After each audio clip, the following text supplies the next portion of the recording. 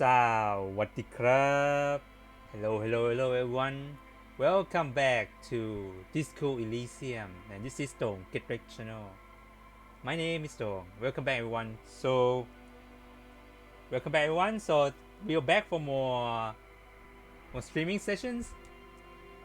And happy Tuesday everyone. And I hope you enjoy today's streaming. And don't forget to follow and subscribe. Thank you everyone. Thank you for coming. Don't forget to chat. So I will know you're here. Stay with me today. Thank you for coming. Thank you. Thank you so much. So yesterday I did play a little bit on this game, so we can continue with that. So, oh, what the hell, games? Come on, control.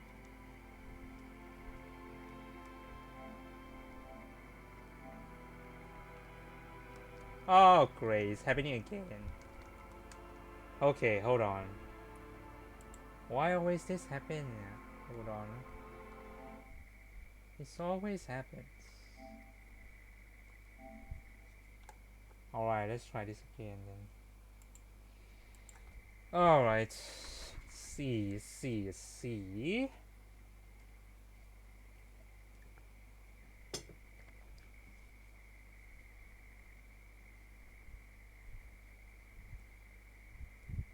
Alright, come on.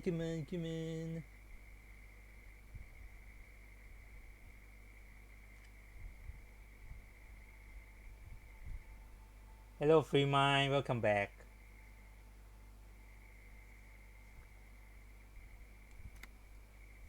Here we go.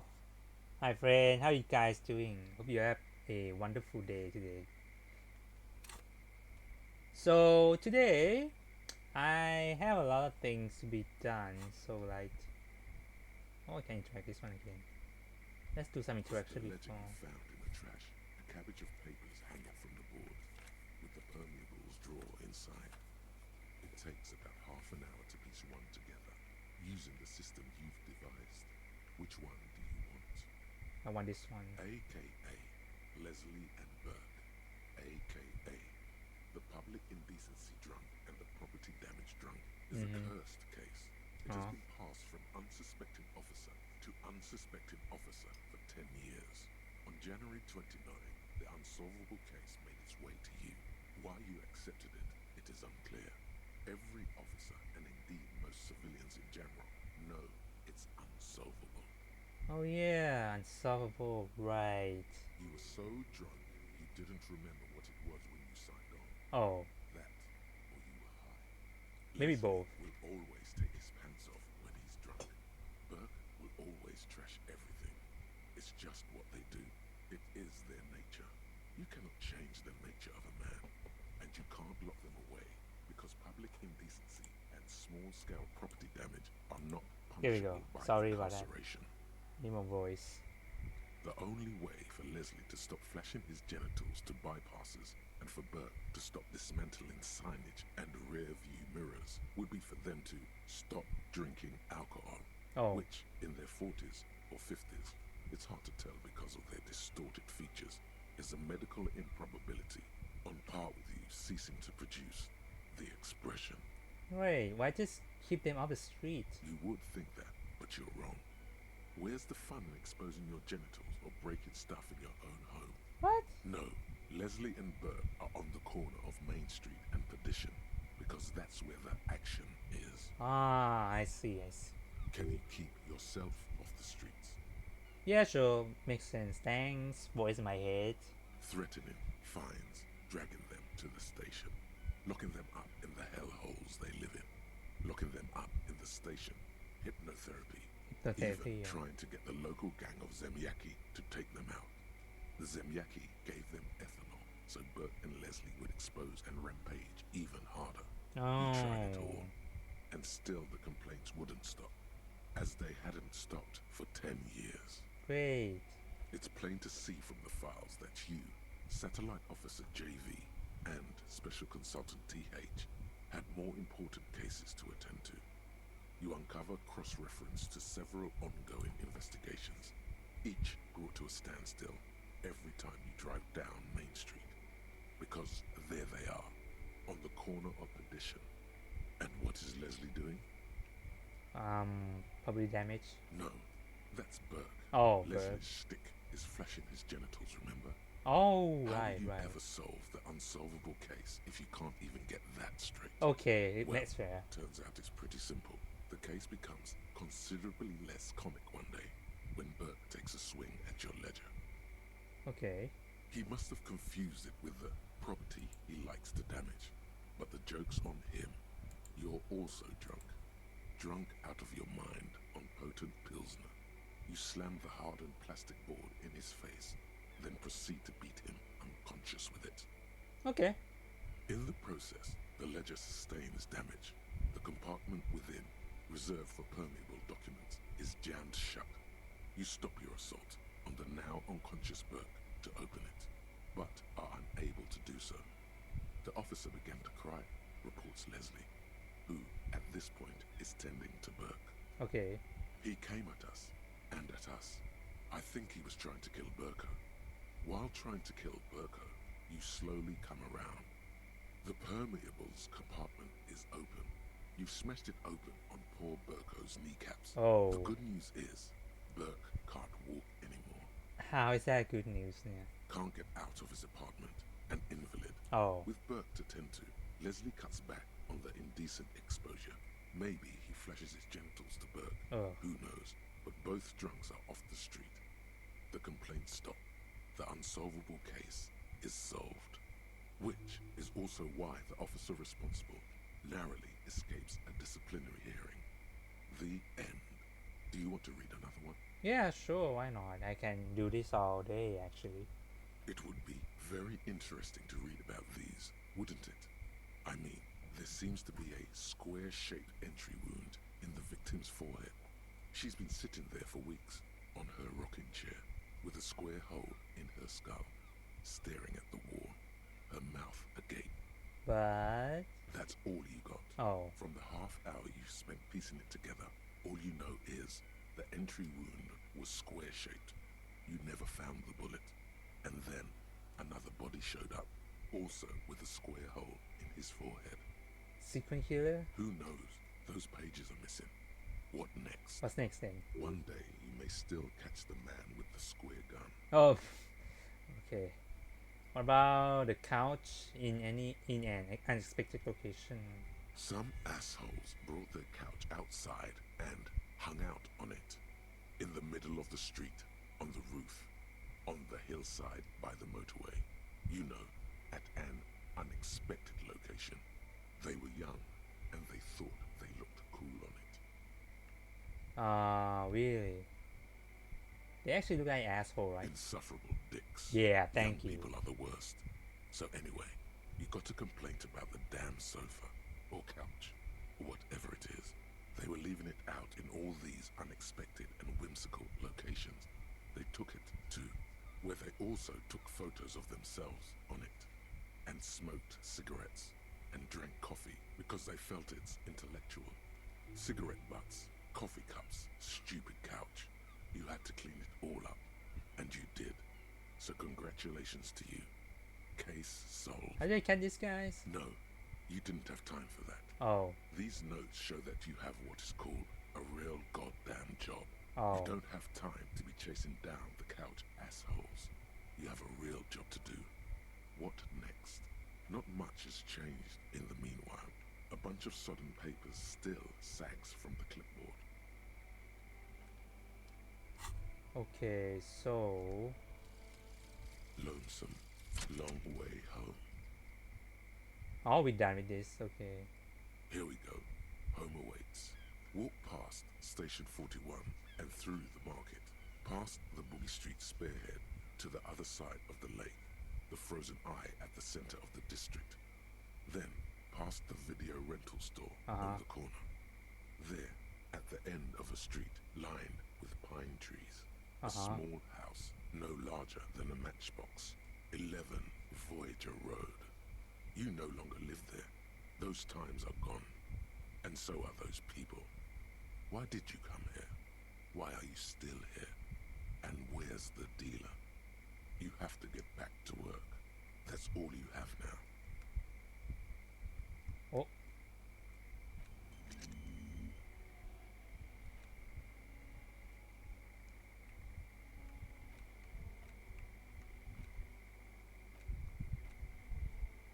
Forgot requirement. You do not have enough skill to.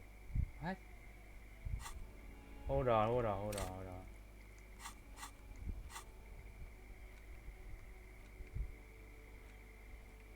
I can visualize next one.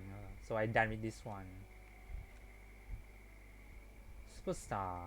Yeah, let's do that. Oh, I can just do that. What the hell, game?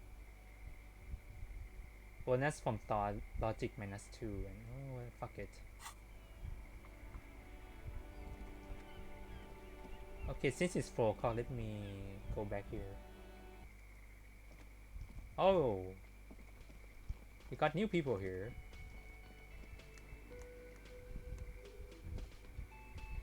It's all about the money, you know. Okay.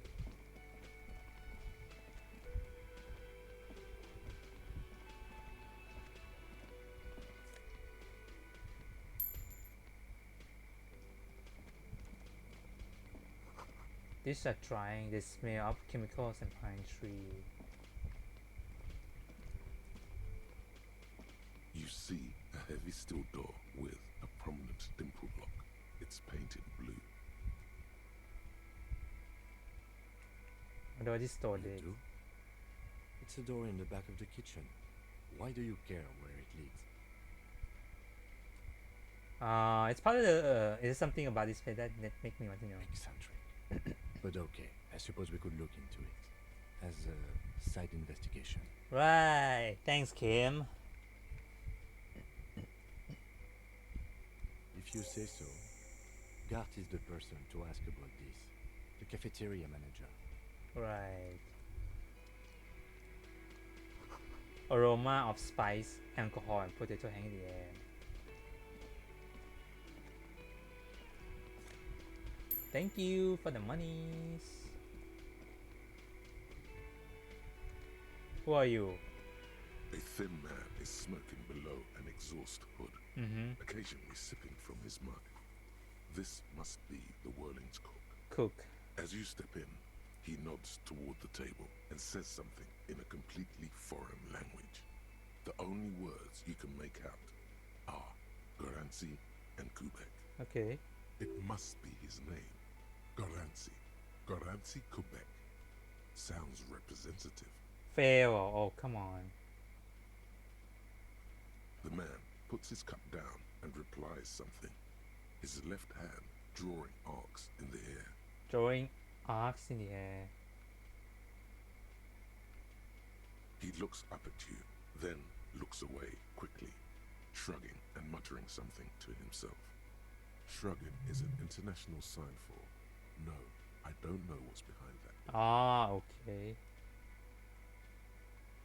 He smiles and bangs his ladle against each of his pots in turn. It's almost like music, especially with the sounds of assorted dishes boiling and simmering on the stove. Okay. Thanks.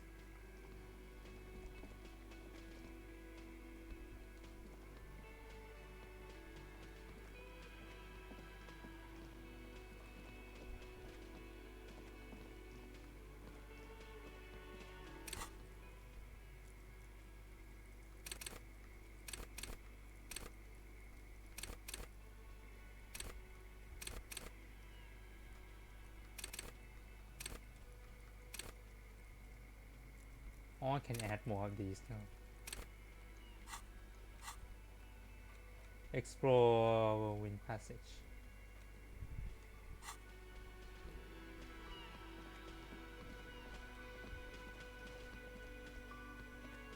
The worker is in a deep slumber. Physical. Hold on. I still got a little bit more time, so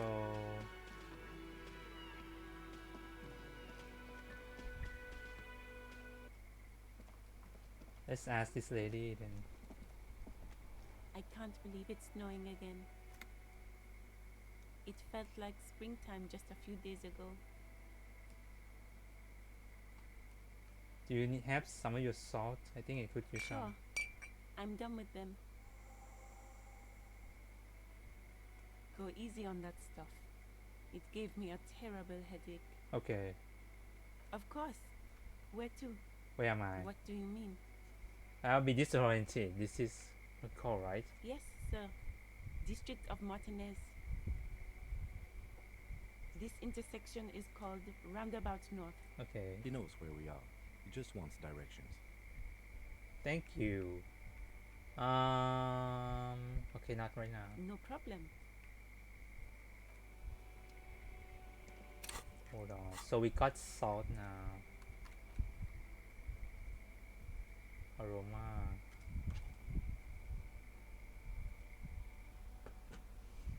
Alright.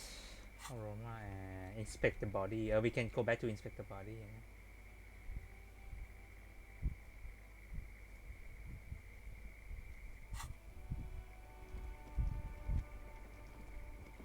I need to know where the shop is. Now let me ask her first. Then. I can't believe it's not. It felt like. Of course. You know what? There's the pier, the Cape Side apartment buildings, some more tenements. Not a lot, really. What about in the east? The harbor gates. Some kind of commotion, I think. I don't follow the local politics. A fleet store, too. Oh, there's a fixed store in the east. No, no. East, right there. Okay. How about south? Some shops and a bridge. The canal bridge leads to the coast, but it's broken, I think. Some kind of accident, probably. What's on the other side? Then? Just coast. There's a little fishing village there, and a fish market. But that got closed down ages ago. It's just water.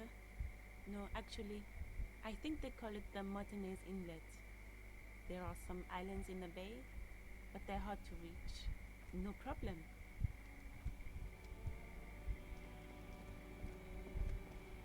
So I can just go this way or...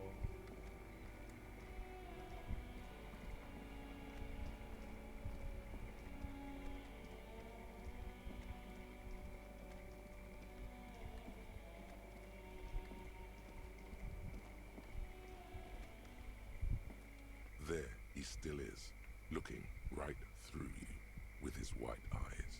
The body below is entirely dedicated to that corpse smell. Emitting it is all it does now.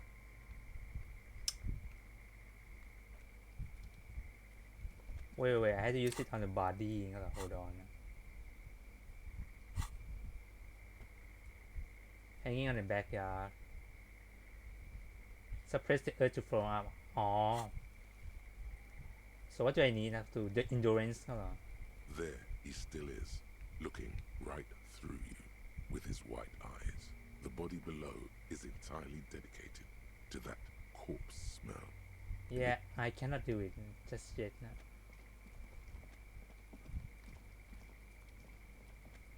An inconspicuous pile of the roofing material eaten. Okay, let's talk to that guy on the top.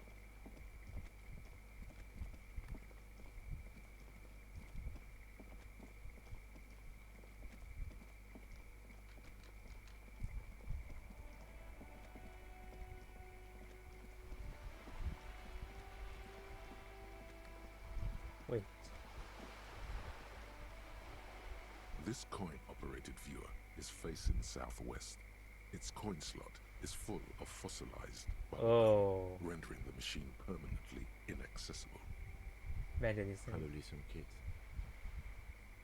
Some kids, look inside. A thick layer of graffito covers the lenses. You spell out the word Onug, written on the other side, with N and C scribbled. Ah, Kuno. Under the graffito, a sea of blues and greys appear. Behind the water lies a coast, studded with concrete and reeds. On it, a church on stilts, lanky weather-worn wooden planks, an X-shaped cross topping its tower.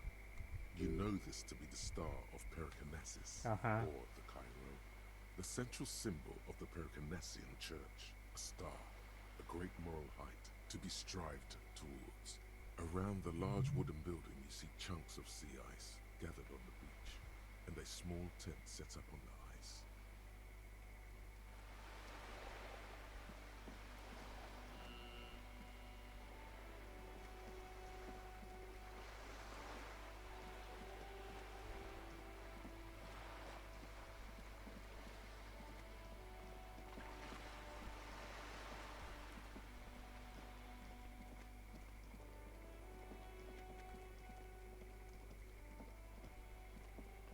Just an ordinary wall.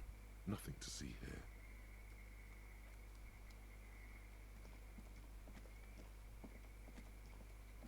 Let's get in that door. Hey, what's that noise down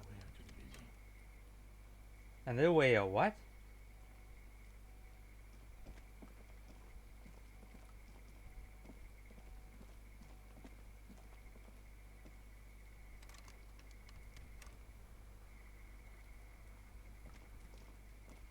Okay, so that did not work.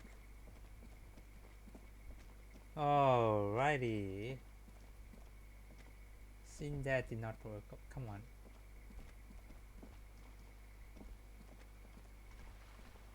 What the hell?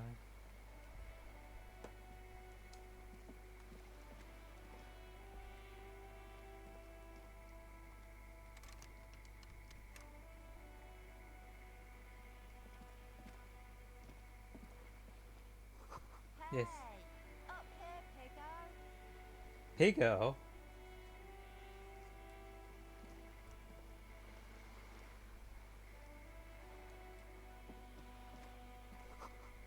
Ruin the song. Roundabout North. Yeah, you better keep walking. That's an apartment.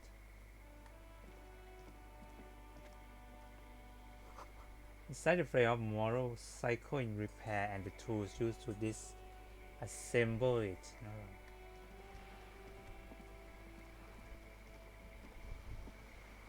Looks like there's some construction here once decade ago.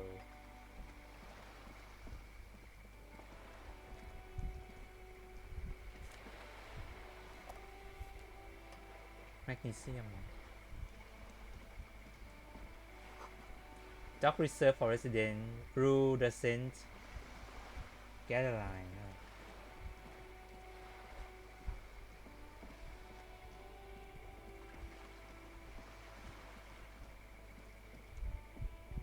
A sturdy metal door guards the southwest entrance to the apartment building.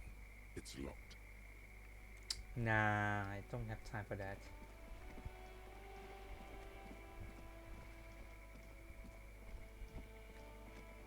Okay, hold on.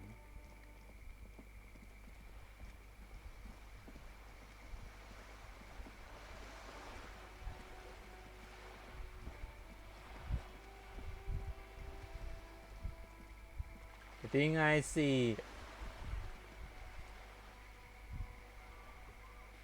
you hear is full of seabirds.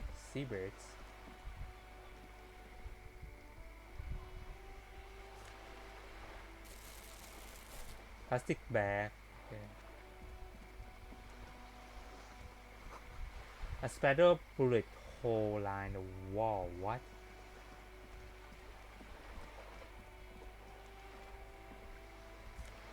Woo! Nice, thank you.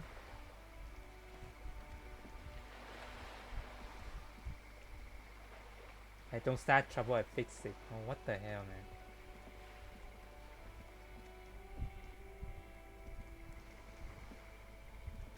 Have you no shame?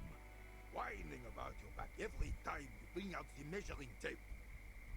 René, you're a man with a fork in a world of soup.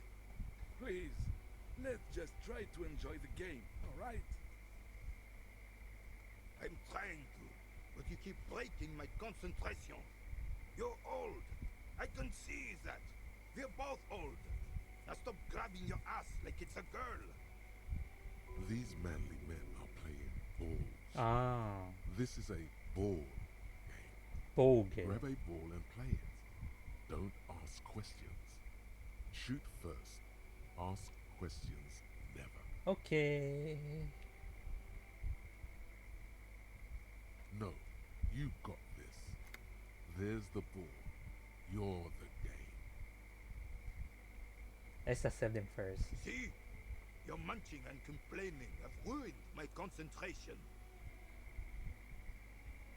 The man throws the murder ball to a smaller wooden ball in the sand, missing it on by the meters.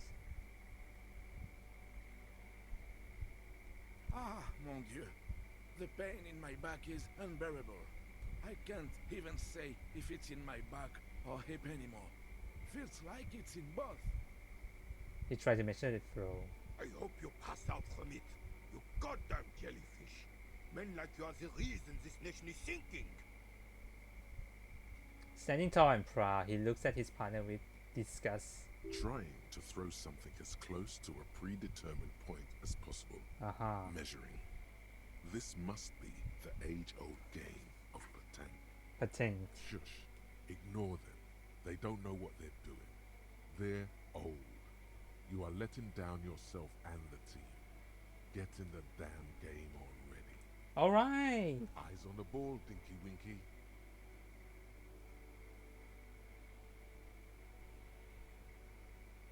Oh.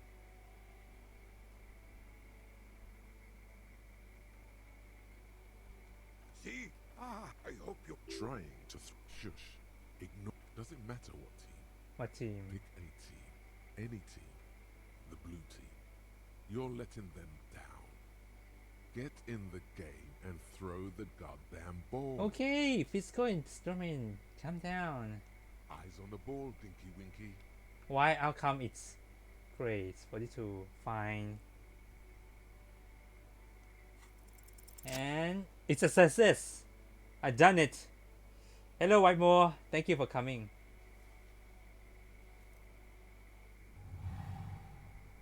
You are immediately surprised by the ball's lack of weight. Woo! No matter. You make it work. God, this is right. You feel the familiar Yeah, tingle I'm of doing excitement good and right now. Thank adrenaline you. that precedes every victory. Time has frozen. The cold metal ball is surprisingly smooth against your neck. It has a pattern on it. Wow. Probably a sponsored ball. Responsible. Yours would only be covered with bumps of learning and scars of victory. Yes. Already, your muscles are adjusting to the weight, the nervous system calibrating, until you and the ball have merged into a single entity. The man ball is ready. Yeah. A chilly breeze ruffles your hair as you stand there, feet firmly planted. All sounds, smells, even the wind, everything fades until the only thing left is the union of man and ball. There is a time for the last phase in word. Who am I? An embodiment of pure motion, a fine-tuned locomotor running at maximum efficiency. Do. Let's go.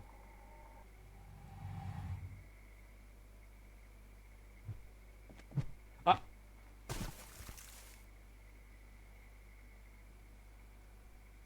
Merde! Bordel de merde! What? A whorehouse of shit. Oh, I'm screwed up. It wasn't whorehouse of shit. The shot was at least 23 meters, probably 24, and then some. Nothing to be embarrassed about. What the hell is your problem? Sorry. Not a weak right tricep, that's for sure. I don't care if you are a cop. You do not just ruin someone's game. It's so goddamn disrespectful. I'm sending anger, am I? And I don't understand why. You vandalized our game, son. We can't play pétanque with 5 bull. Petang? Yes, pétanque. Petong. You ruined our pétanque game. We want our bull back. Take it easy, René. This is just a misunderstanding, isn't it, officer? No harm done. Of course there's harm done, you orange slug. You owe us a goddamn bull. Okay, okay. Good. Mistakes are forgiven. The men at least try to right their wrongs. I believe you will try. Now why did you approach us? Yes, why did you come here? It's unlikely they know anything about the murder.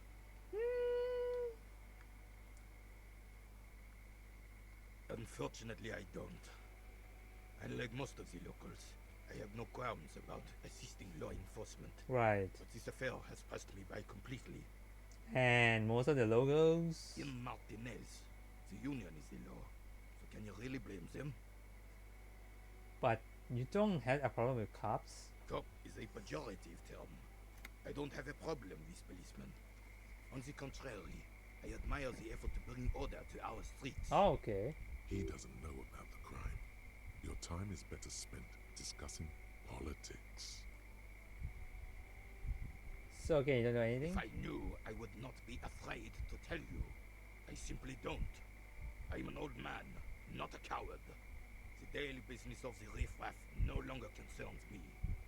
'Tis true, sire. He knows nothing.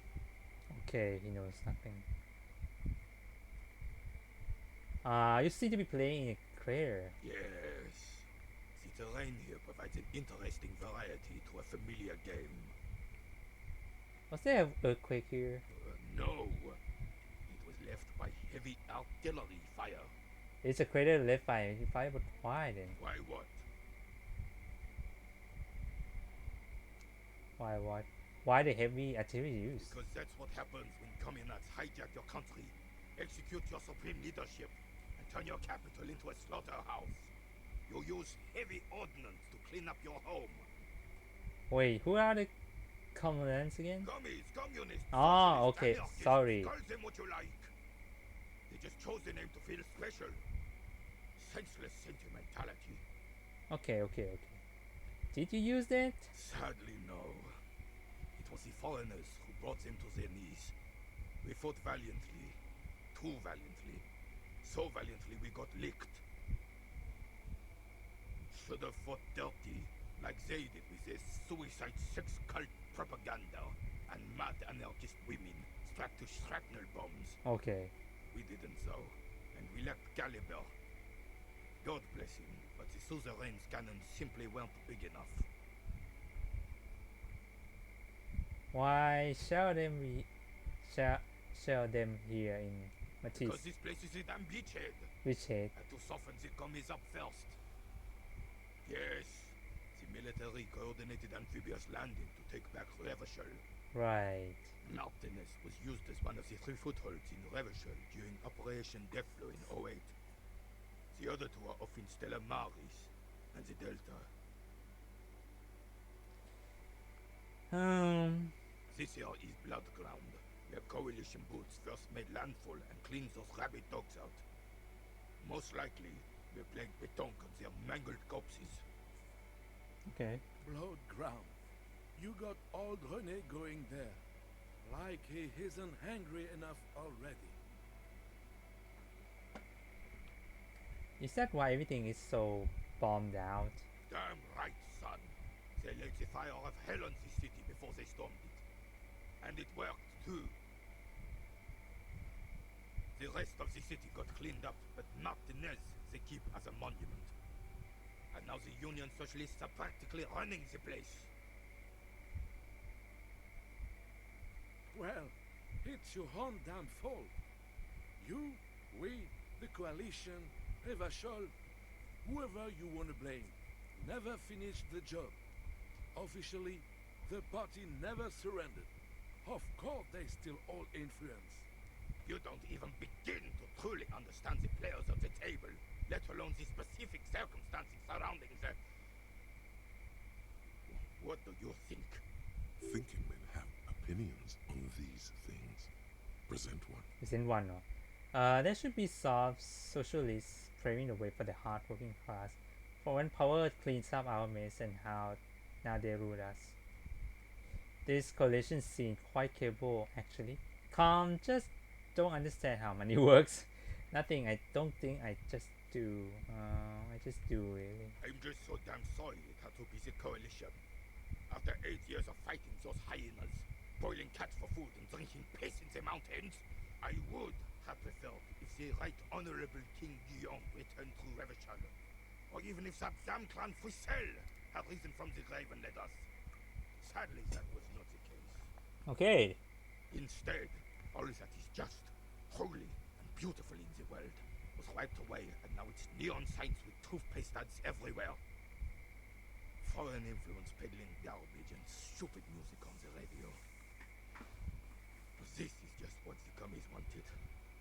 This was the plan all along. This is what they wanted to replace the role of the suzerain with. How is he factor into this. He doesn't. That was 100 years ago. Ain't got nothing to do with anything. Who's Fosso? Damn Fricel. He was the king we couldn't protect. The Carabineers failed him, and the crown. He died in the hands of the Hyperlay, in a very public execution. He slouches as he says that. It makes him smaller, admitting they left the king to the mob. Oh, you mentioned Grannon? A true king in both blood and mind, led Revachol before Fricel. He would have been better, but the damn commies drove him into exile. Oh, Some manner of self-deceit is present in his thinking. Sounds like this Guillaume abandoned him, and he doesn't want to admit it. oh, okay. The suzerain is the king. Has everyone forgotten already? It's no use talking to you. You were still in Daddy's balls when it happened. When we took our last stand against the filth and rode the cavalry straight into gunfire. I saw a statue of him the third. Ah, yes. King Philip III Philip. on his steed. A reminder of what Revachol once was. Oh, absolutely. At the mercy of a cocaine-snorting tyrant who emptied the treasury so he could sleep on a bed of gold. A superpower, feared and respected. A testament to what this country can be under the leadership of a true king. Someone who knows how to rule How should a true king rule then? decisively, Ah, without fear of offending the sensibilities of the frail and weak-minded among his subjects. This is something the insurgents never understood. seem to me the leader should take care of his people before himself. Powerful leader is not afraid to do what must be done. Revachol would be a different place if more people realized that. We could still be there. Don't get started on that again. What happened, happened. The Carabineer doesn't reply, but his entire being communicates unbreakable resolve. Right. Thank you for your time.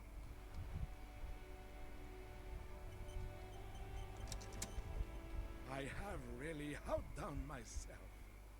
This is divine. Yes, that's what you need, Gaston. Gaston. More practical than fat ass of yours. I hope your heart gives out. René, it's a little pleasure. Life doesn't need to be a struggle. Struggle? Hello, officer. How might I be of assistance of this fine day? Let me think. I heard someone was hanged and left on a tree for a week. But that's all I know, really. Really, you know absolutely nothing. No, officers, I'm sorry. And I really would like to assist. You are both good guys. I can see that. Then help them, you wimp. You have plenty of shoulder with the ghost caviar in the Union. Someone must know something. He means caviar socialists. Ah, okay. I wish I could, but I just don't know anything. I always keep my nose clean and don't gossip.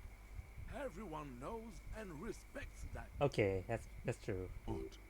He doesn't seem to be lying, but there's something off here. Sounds to be like you're holding back. I'm not even anyone. Of course he's holding back. His mouth is so full of Union prick he can't even speak properly. Can I at least finish my fucking sentence before you piss on it? Is that okay, René? I'm not anyone important in the Union. I just know Evrard. Who's Eva? Evrard Claire. Everyone in Martinez knows the Claire brothers. I taught these boys human studies and history in the gymnasium. What do you know about history? You never witnessed history. Only heard about it years later, when it had already moved on. You don't know history. The old soldier mumbles something under his breath and turns to face the sea. There he stands, proud, rigid and alone, like a cracking marble statue. Right. Let's try not to get caught in a crossfire. Okay, sure. Are you a union member? Oh, in many ways, yes. Like an honorary member. I attend meetings and parties, help with little things. Evrard, Edgar, and the older debarders all know me. So you're not an actual member. Not in the technical sense. I don't have a vote or a membership card. Oh. But Evrard keeps me on the payroll, just for the little things. So that's what it was before. Him hiding something. He tries to make it look like he's a big deal in the Union. Ah. Now the illusion is disintegrating before your and Renee's eyes. Of course he's not a member. He's not a member of anything. I knew that. He's a Vezavane. Turns the way the wind blows and tries to look important. I hate the socialist rabble. But even siding with them is better than living your entire life on the fence. Never committing to anything. Pick a damn side already. So what are the little things you do? Writing work mostly. Ah. Occasionally, he needs something written, and I happen to have a way with words, people say. Huh. What kind of things? Oh, nothing official, I assure you. Just essays for the newspapers. About Martinez and how things are and how they could be. Evrard and I have these long talks where... Well, he tells his little pen man exactly what to say. It's commie propaganda, plain and simple. You should be ashamed of yourself. Are you caviar socialist? I don't even consider myself a regular socialist. Politics is not really something I involve myself in, officer. Give me a second now. Socialist side. Oops. Socialist. Practice socialism.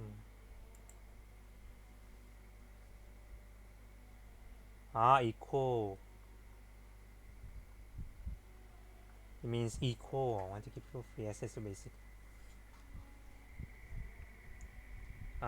This is believe in something. Freedom, people.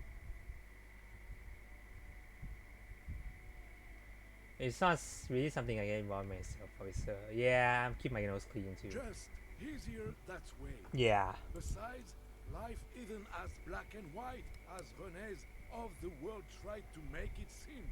It's all shades of gray, really. Yeah. Mon Dieu. Alright, I think that's all. No, thank you. For being consummate professionals, you'll have this case wrapped up in no time. Look delicious. Can I have a I'm bite? sorry, officer, but I really don't share food. Oh. Nothing personal, it's just a principle. The only one you have. Please, man, can I just have a bite? Believe me, officer, I wish I could help you, but Oh. I need this sandwich to keep my blood sugar stable. Oh. In my age, you need to pay attention to these things. Right. You can barely hear him. The sweet smell of pickles in harmony with garlic butter and marinated onions emanating from the sandwich is driving your mind in a singular direction. Oh. It must be yours. Oh shit. Please, friend, let's just share it. Fuck off! It's mine! Okay. Sorry, officer. I'm sorry. I didn't mean it in a bad way. But the sandwich is mine. I'm not gonna share it. When the dissidents come to rape our country, he hides. But try to get a bite of his dear sandwich and he gets claws. We are a special kind of vermin, Gaston. Yeah. That's bye for now. What's this? Is the roof?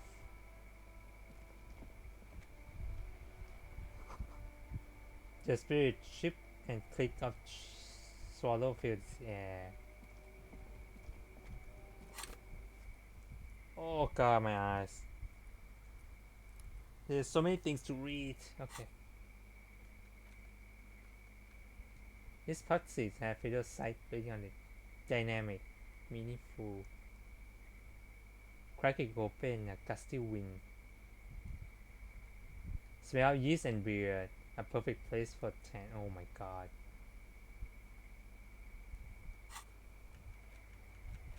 Replace lot. Okay, how am I gonna replace the ball? The golden ball.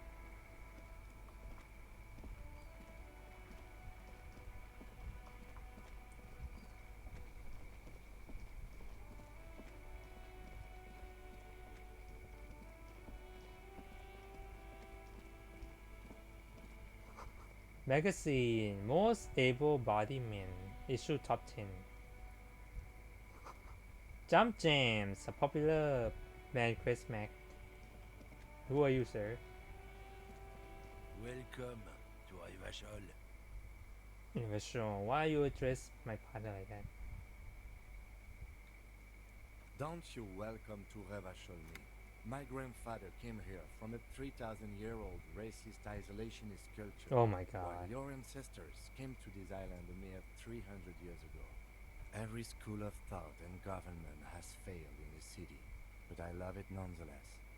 It belongs to me as much as it belongs to you. You tell him. It's men like you who keep Revachol divided, making it that much harder for everyone to climb out of this post-war limbo. Yeah. What he means is fixation on the Revacholian nation makes it harder for Revachol to actually attain self-determination.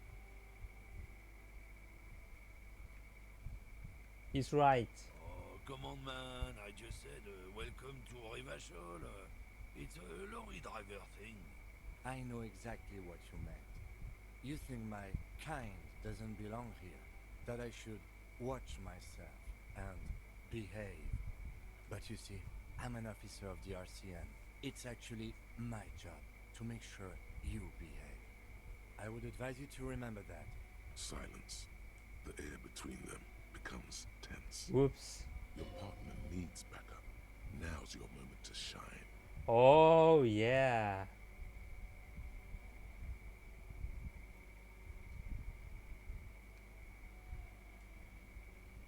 Well, I think we all learned something here. I haven't learned anything I didn't know before.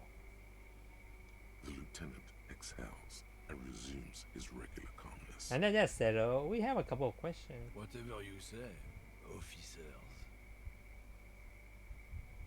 Is this yours? Oh man, oh man. This cup? Great. Look at that guy go. Haven't seen anything that funny in a while. Is it yours? God, man. Thanks for that, but no, it's not mine.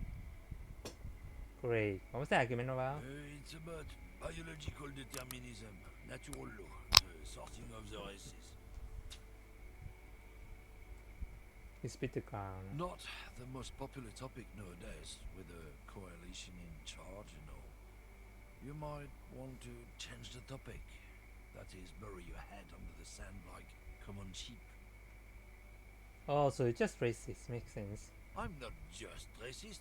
Look, I've read books. Huh? The science of racial theory has all been proved, even if some people don't want to accept it. People who've studied these things say that you and me are superior by design. So, naturally, we Occidentals should be in charge. Obviously, you can see the merits in that. Right. Make. So, lately we Occidentals have experienced an unfortunate downturn when members of the superior race cease to believe in their innate superiority. They stop competing for resources. What's the problem with that? The problem? The damn kips are showing a real good game lately. Same with the mosquitoes. And the other introduced species too. They're on the precipice of cultural victory. Right. Cultural victory? What is this then? What's this cultural victory? It's what the kips of Boogie Street are going for. Right under our noses. What? And the others too, on the radio. Heard any chansons lately? Heard any motetos or leader? No. Dominating culture is how they plan to win. They say so themselves. It's true. Also, you need to realize the dangers of mixing races. Who knows what might happen? if people don't stay in their birthplace. You might end up with a new subrace, with unknown characteristics, leading to extra competition. That's why you've got to control the offspring.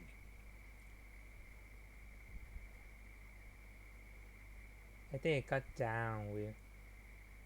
Good. If we, the evening people, pull together, we can form a bulwark against these troubled times. Root out the forces that seek to undermine the well-being of our people. Lieutenant Kitsuragi's stern expression remains unchanged. Right. But you sense he can't be happy about this turn of events. Oh. What are you holding? Oh, not much anymore. I'm here to pick up some cargo, but the dock workers are on strike, so it's a sit and wait on your ass situation. How long has this been going on then? The strike? Oh, they've been at it for a while. A month, 2 months maybe. But this here is just the last week or so. What kind of cargo are you supposed to become? Apples. Apples? Apples is exactly the kind of thing you'd say if you had something to hide. Sound like a cover story to me. Look, as detective, I come from a long line of lorrymen. We got ancient rights and privileges. Mm-hmm. We're on the same side here, yeah? No need to bust my balls. Huh? I'm here to pick up a load of apples. Just regular, Koiko-picked apples. Damn, you're not gonna get more out of him on this. He's put up the wall of racism. Oh. Kind of smoke. I salute you, compatriot. Defenders of the evening lands have to stick together. Light up, brother. Ward off those jungle spirits. Whoa, jackpot. Racist jackpot. Great, I'm racist. Cigarettes are a tool. Equip them in your health slot in your inventory. Oh yeah, they're a big deal. My great-grandfather was a carter. Had a royal license and everything. We've tried to hold on to our privileges. What's a carter? Someone with a cart. What did you think it was? That's how deep into history our thing reaches. Before machines. Sure fucking is. We have a guild and everything, huh? Very ancient. Very prestigious. Goddamn right. They've been trying to fuck us out of our heritage in the name of profit. But when they try to replace us, they'll regret it. Uh-huh. Trusting street thugs with their goods is going to fuck them right up the ass. Mark my words. Generations of practice and no laughing matter. Some kind of superstar. Are we done with that? No. They say the world isn't ready for a rock and roll cop. No one wants their state monopoly on violence to be mixed with celebrity worship. They claim to know it would be dangerous for detectives to rise to the ranks of demigods and have sexual encounters with barely legal cover girls. It would be insane, they say.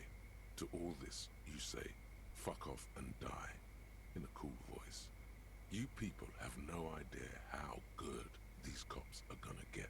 They're gonna crack 20 cases a day. In the future, cops will be like astrophysicists, or prime ministers, or prophets. Wow. And you're the first one.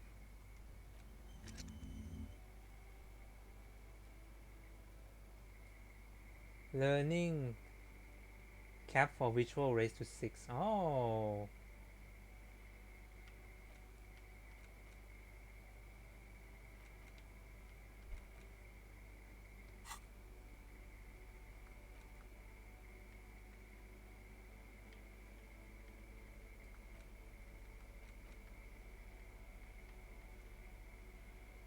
One intelligence minus 1 health. Use left for 4. Oh, he's not gonna be happy for this. Yeah. When you said before that you were down with racism, was it meant in earnest? Or were you just trying to win his confidence? Okay, calm down. I'm not racist. I'm just... That's a lie. I just...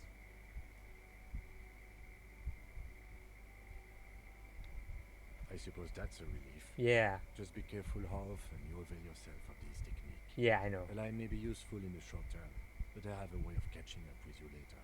Yeah, I know. We know a lie, sire, and it didn't feel like one to us. He chooses to believe, though, for now. Oh, come on. I'm really racist? No. And one more thing. Huh? As you've seen, these sorts of attitudes are quite common in Martinez. Oh, So I okay. expect this to happen again and again. Great. I've had this conversation enough times in my life. From now on, I'm going to stay out of it. How you choose to respond is your business. But be careful. Now let's move on. Okay. Noted.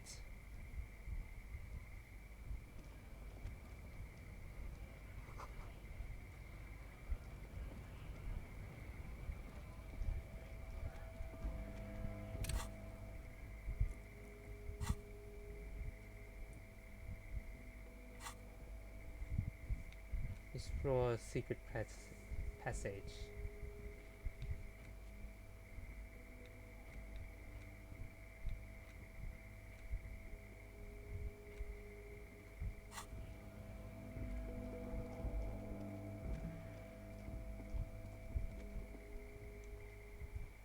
Yes?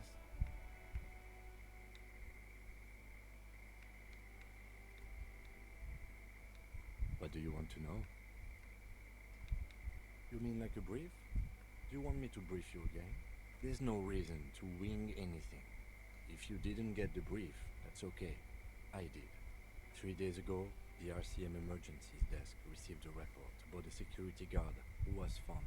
During that time, the victim had been stripped of his belongings. Okay. Okay then. Was there anything else you wanted to know? Good.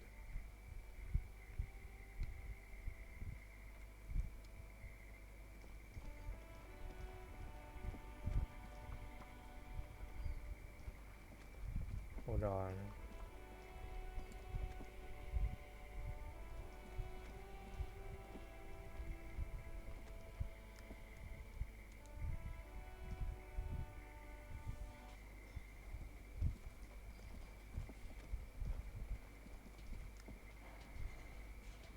I have some questions. Can I help you?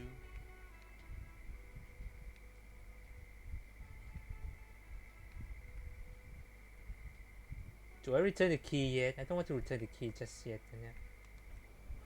Hold on.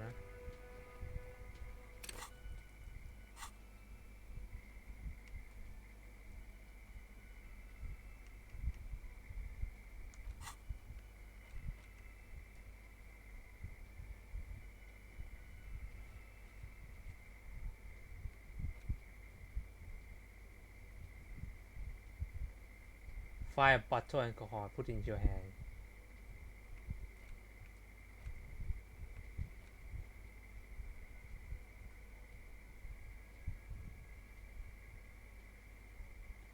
Oh, I can ask the station for more funds?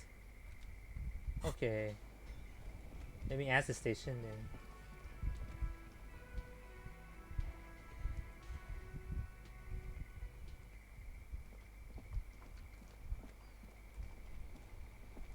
Inside, you see a set of steering levers, a radio microphone, a pull-out toolbox, and the soft glow of the fuel preheater gauge. This is Precinct 57. How may I assist you? Just a moment. I'll be... 10-4, come in, officer. Over.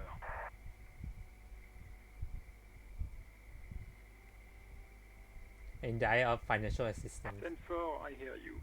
I don't have the authority to grant your request, but... What does he want now? He's asking for money. Is he fucking kidding? I don't think he is. Don't give that asshole anything. He's just gonna drink it all. Right. That's a negative on the additional funds, sir. Over.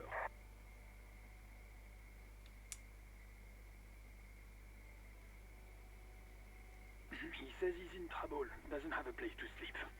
Well, I guess he'd better crack the case before sundown then. Vicmar said...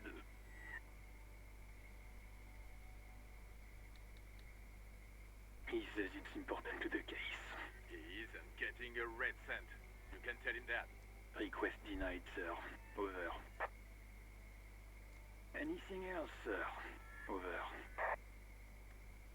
Roger that. 10-10. Over and out.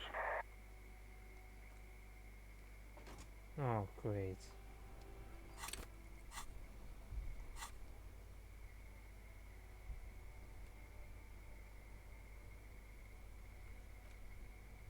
Smoke and smoke them.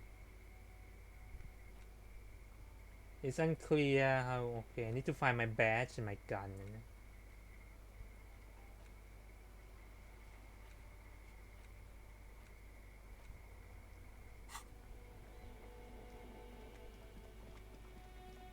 Okay.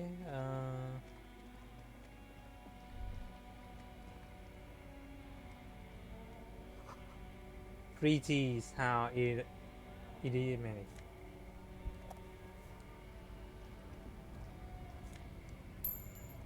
Thank you for the money, bitch.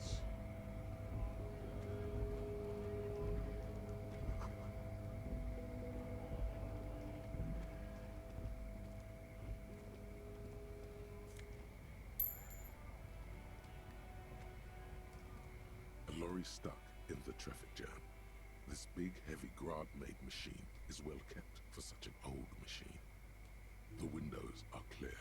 They've been recently washed. You can see a lorryman's cabin with personal belongings, stickers, insignia. What kind of sticker in this man? The driver has adorned his space with a substantial collection of peculiar paraphernalia.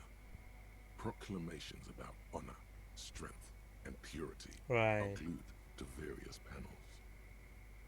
What about backseat? The back end of the cabin has a small perch to sleep, large ashtrays. There are several suns and wheels sewn into the curtains. A book with ragged edges catches your notice. The front cover features a large, muscular man. The title reads, Man from Eamdal in the Lost City of the Pygmies. Racist nationalist paraphernalia. Not unusual in this part of town. Oh. This is our guy. You think this story belongs to our tough guy? Likely, yes. This guy's proud of who he is. Drapes it all over his machine.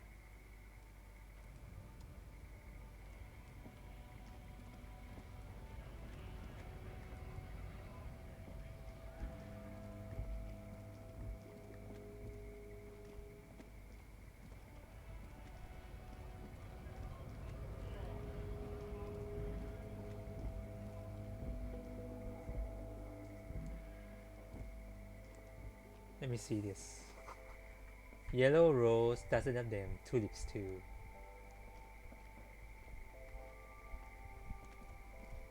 The tear machine stands in the corner. A sign says, 1 bottle equals 10 cents. Excuse me, a happy.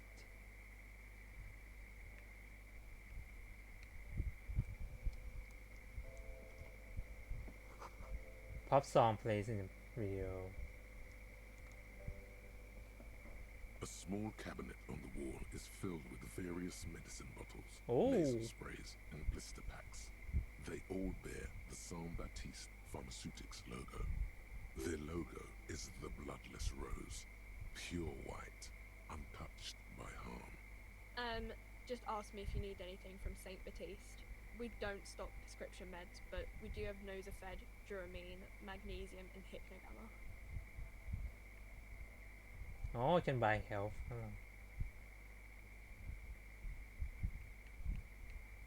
Nah, I'm not gonna buy just it. Who's Saint Baptiste, you know, the pharmaceuticals company. Saint Baptiste Pharmaceuticals, the one that sells meds out of Saint Baptiste. That one, there. She is right. Saint Baptiste, the company, derives its name from Saint Baptiste. Saint Baptiste. Itself so named because that's what it is.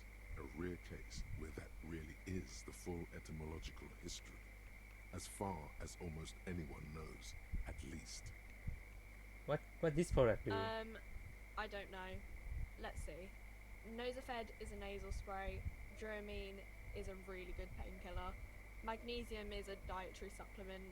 Hypnogamma is... I don't really know what Hypnogamma is. I guess it makes you feel less shit. It's recommended to use after lots of partying, studying or exercising. Be more specific. No, sorry. I'm not like a doctor or anything. Nozafed heals +1 health. Dramine heals +3 health. Magnesium heals +1 morale. Hypnogamma heals +3 morale. Right. Do you have any ammos here? Yeah, there's like an ampule somewhere.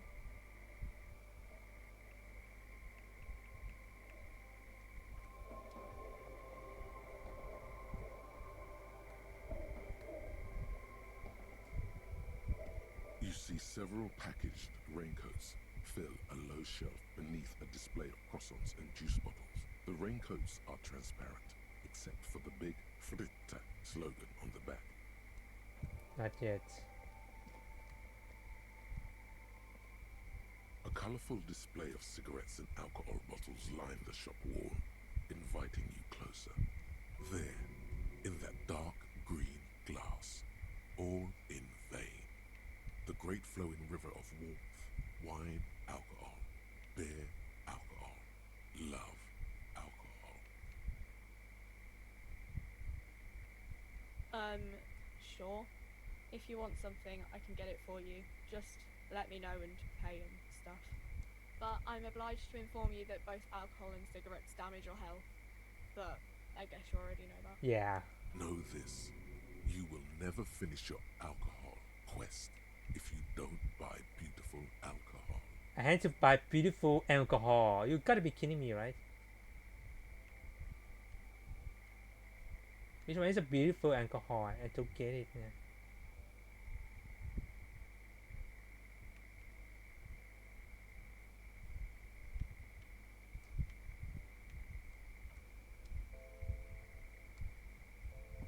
Welcome to Frit. Feel free to look around or something. Everything is out on the shelves. What's that magazine she's reading? What magazine are you reading? You mean this? Yeah. This is Pop Stars. It's got like famous people in it. It's not for sale. Oh. Looks like it also has something called Police de la Mode, featured on page 34. This speaks to you. What is this fashion police feature? It's where they rate different outfits famous people wear. It's kind of funny. They're kind of mean. It's about who's the most stylish.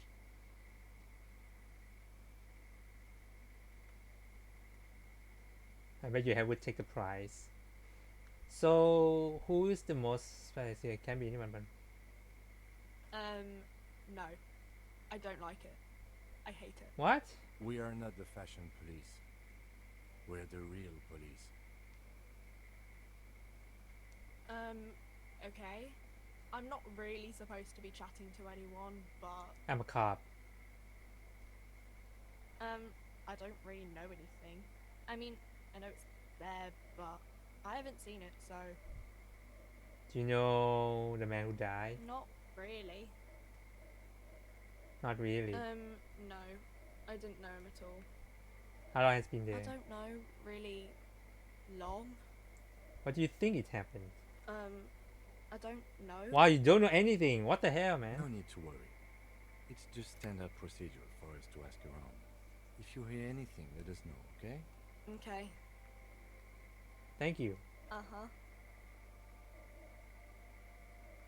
Hey, Tim, is anything about this reality we hint? Reality? You mean what reality? Economic reality or? She is like a student unexpectedly called upon by a teacher. Can she answer the classroom question? I mean, physical I reality. don't know. What about it? Cool.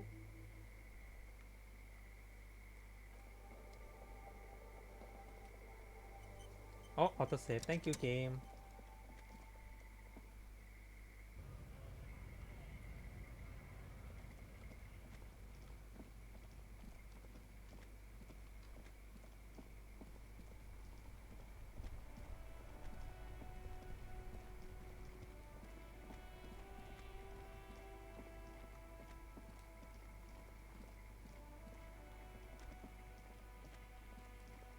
Oh, that's all. Oh, they closed this one now. Okay.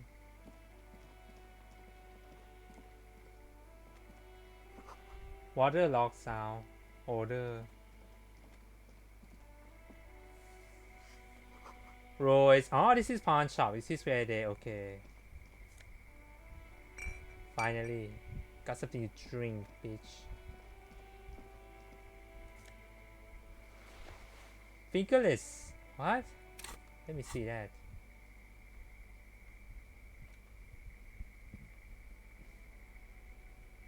Cigarette stain, fingertips. Yeah, look at me.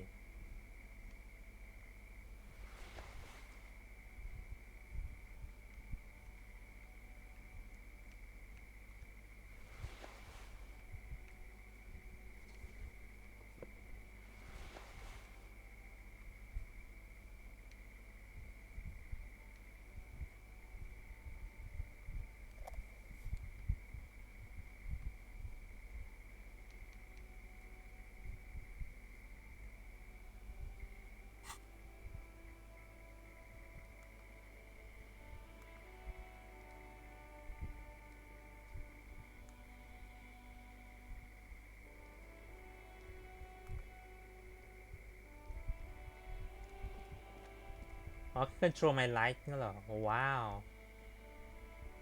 Okay, let me keep that one first.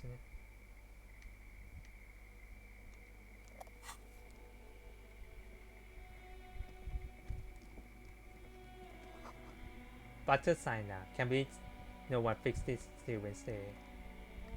G'day to you, officers. A burly man hangs out by the waterlock, carving up a generous serving of salami with an old hunter's knife. His eyes are fixed on a man stranded on the other side of the waterlock and on an enormous billboard that has fallen down into the canal between them. What are you doing here? My friend Barry the Butcher is stuck on the other side of the waterlock. Oh. I'm keeping him company and eating this salami. From the corner of your eye, you see a man in a yellow shirt and grey overalls waving at you from across the canal. He seems disappointed about the wreckage on the waterlock and the salami. Very good stuff. Anything I can do for you, officer? Do you know what caused this wreckage? I wasn't here to witness it, but those look like tire tracks on that sign. Weird, huh? Then again, plenty of daredevil drivers in Rivashol. Okay. Too bad it also takes a year and a day to repair anything around here. Especially a waterlock. The rest of the coast is closed off till then. So what's the further down the coast then? Well, there's the fishing village, an abandoned fish market, a bizarro church. Not much use to the congregation though. There always seems to be something wrong with it. Yeah, not really much else. Just bombed out ruins. Sure thing. Want some too, officer? Why not? Oh, salami. Yum, yum. A couple of indicator lights are missing from this control panel. Loose wires dangle from the now vacant holes. In the middle is a lever. Beneath it, a small metal plaque. This panel usually closes the waterlock, turning it into a bridge that lets you cross the canal. But there's a crashed Samar and Butter sign in the way. Pulling the lever probably won't do anything. Great. So it cannot do anything. A crumpled billboard reading, Samaran Butter soaks in the canal. Two ugly lines mar the bright countenance of the blonde boy depicted. What is Samaran butter? Whatever it is, the boy on the billboard seems very happy about it. Okay. Go to milk a butter. Oh. The Samaran terrain makes it easier to raise goats than cows. And the local goat farmers produce high quality meat and dairy staples that add variety to other nations' diets. It's an acquired taste. Just some tasteless advertising at the bottom of a canal. Great. No use rubbernecking now.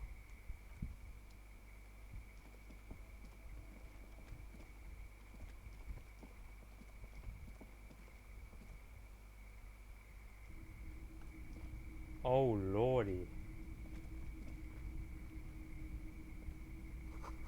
Mostly military wear.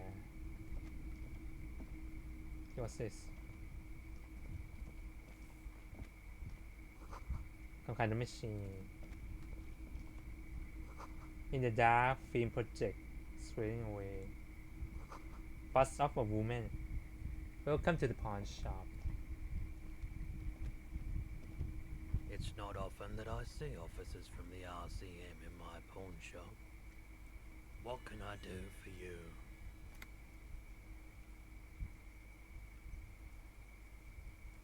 I'm sorry, I feel like interrupting you. Oh no, not at all. I guess I haven't had many customers lately. Okay. RCM or otherwise. Who are your customers usually? All kinds of people come through here. Locals, travellers, people looking for a deal, people looking for a keepsake, people who are terminally bored. As you can see, I have a wide selection of goods for everyone to choose from. I think some of your selection are... It's visiting planets over the place. You should specialize too. It keeps me entertained. Entertained? He might be high. Oh. If he is, on what?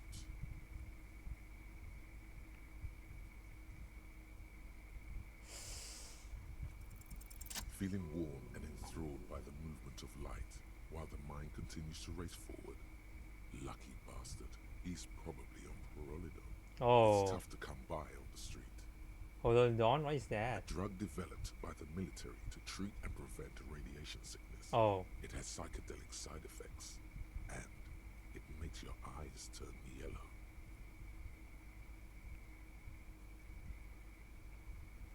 Can you take out your sunglasses? Why on earth? These are prescription. I can't really see without them. Just curious. Chill out, man. I just a cow who just wants some.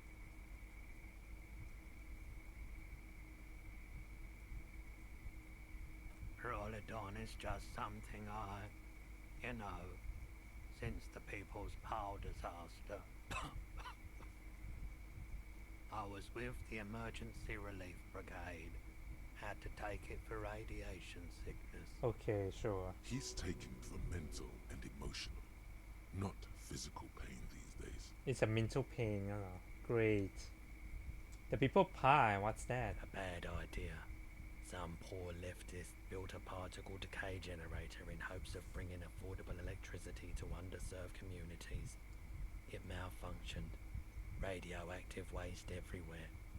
Probably some of it in you too. Emergency relief. We were an all-volunteer force. Self-organised. Tried to help the fire brigades contain the spill. I lived by the river since I was a small boy.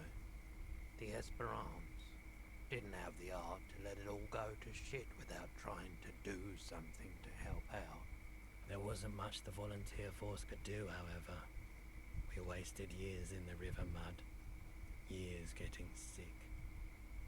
There's a reason why everyone's tried to forget any of it ever happened, and why no one has tried to repair or replace the pile.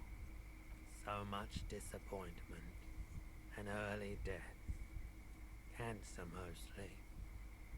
And we knew all that was coming even as we were cleaning up as best we could. Whose fault was it that the generator failed? No one's. Oh. Everyone's. Okay. So much bitterness. Right. A bunch of poor people built themselves a primitive nuclear reactor, hoping for the best. What do you think is going to happen? The clean-up happened 15 years ago. I was young then. Later, my second aunt died. Left me this shack and all the assorted junk in it. So I came to Martinez. People told me don't go there.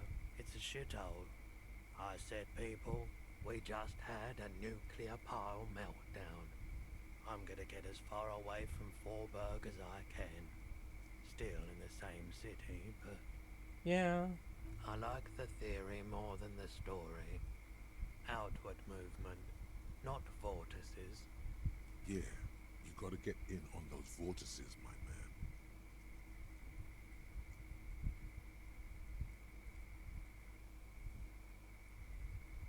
Have you tried it before?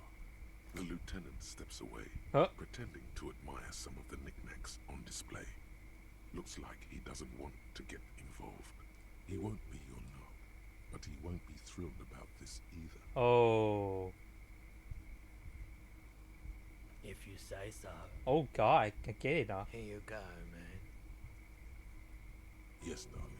That's the coalition government ordained Parolidon. Straight into your gut. Thanks, man. Of course.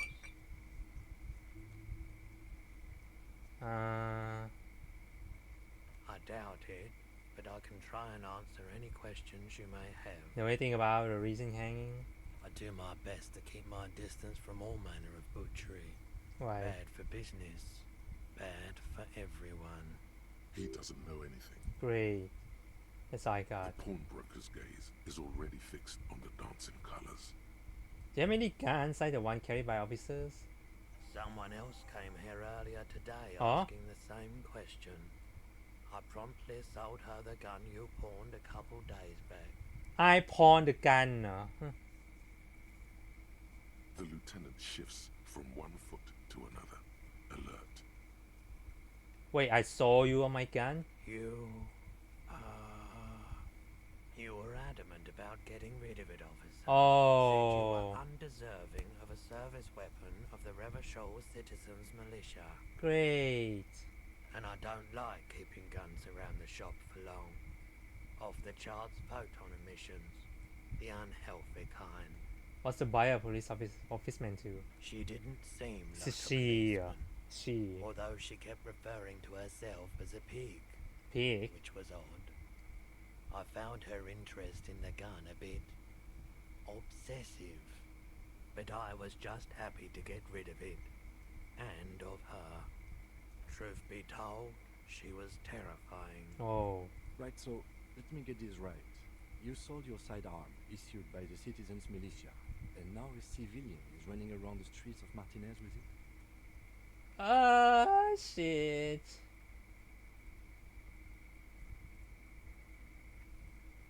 Sorry. Yeah, it's not good. I do hope we manage to clean this mess up somehow, while also keeping our focus on the murder investigation. Any idea where I can find this buyer? My apologies, officer, but I have no idea where she was coming from or where she went. Okay, thanks. A needle in a haystack. There is nothing you can do about it now. You'll just have to hope you luck upon her somehow. Of course.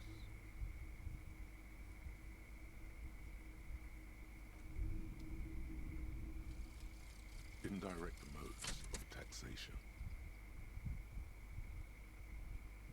Turns out, those Financial Oversight Committee gangsters stuffed millions of hard-earned dividends away in the last place anyone thought to look.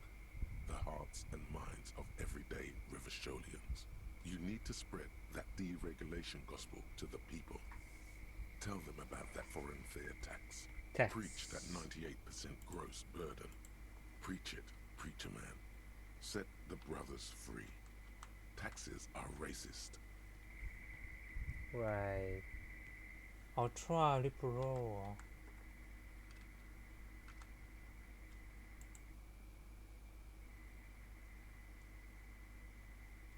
Extremely. Oh, really flavor.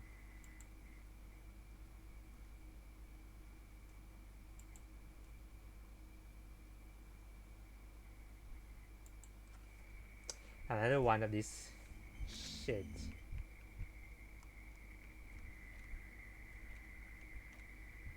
So I got 3 of these now.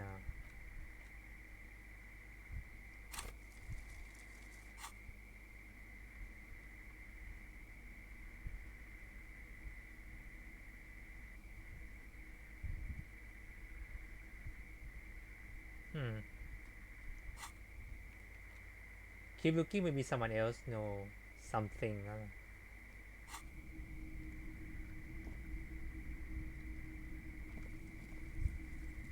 see rows of toy soldiers guarding the rest of the trinkets displayed on the table. Some on horseback, others in rags, others yet in bright blue uniforms. All are stern and unyielding in their duty. Why? Yo. What's this? A headless man riding a horse? A headless man wearing futuristic tracksuit trousers that say foul. What is this? Oh, that's the Headless Phone Rider. Who? The Headless Phone Rider. It's an urban legend about a man who rides the streets of Revachol sporting a fawn tracksuit. As you see, he's missing his head. 50 cents. Bargain price. I'll throw in the tiny cap too. I think he's looking for it, or something. That part of the story has many interpretations. Big men on big horses, clad in lamella armor and carrying flintlocks, the kind that would mow down a line of enemy soldiers in the blink of an eye. Franco-Nigerian knights. I used to be very serious about these guys. Really? Blue They're uniform. not all blue. These figurines also wear gold coats and caps, complemented by orange trousers. They are variously posed, wielding swords and rifles with bayonets. So they're soldiers. This is what the loyalists looked like. Loyalists, yeah. At first. Then they wised up and got camouflage. Which ones? Ah, those. Yes, they are. I find the paint job a bit gaudy, but children like the bright colours indiscriminately. Right. This set of soldiers isn't meant to look impressive. A few have rifles, but most of them carry pistols. Some even shovels and tall sticks. You're probably talking about the revolutionaries, yes? Yes, they are soldiers. Revolutionary soldiers. Okay then. I think their poverty has been exaggerated for effect. When you place them next to the royalists, it doesn't seem like they could possibly win. His hunting is well to win against the capital. Maybe.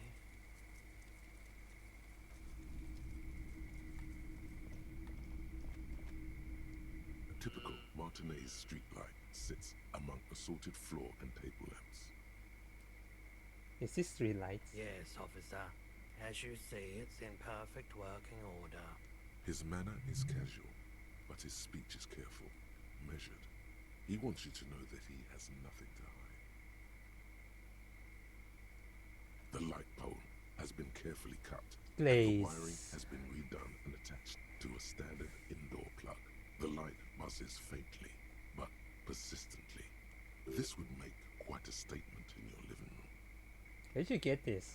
It was brought to me to be altered. We are not here to investigate the theft of city property. You have to admit it's rather clever what he's done with it. How much are the light street? 700 real. Oh. A bargain, I dare say.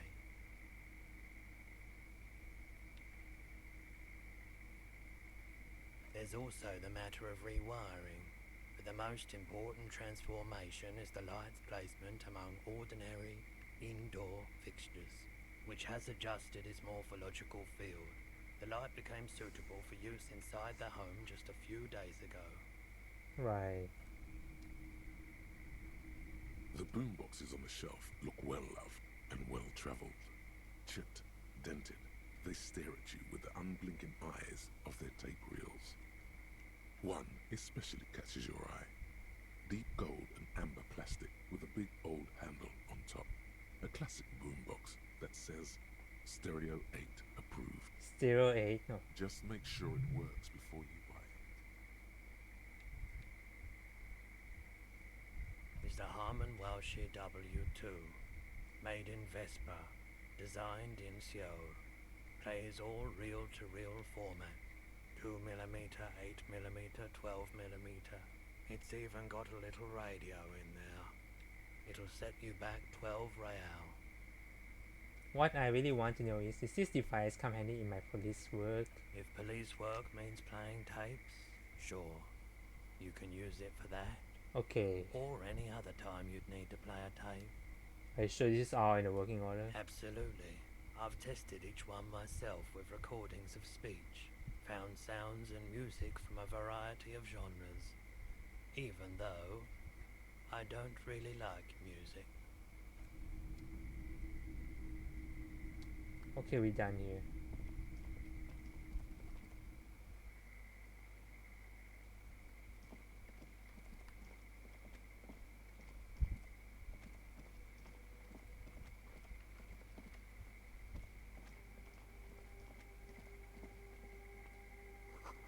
Hot air. Okay, coming out.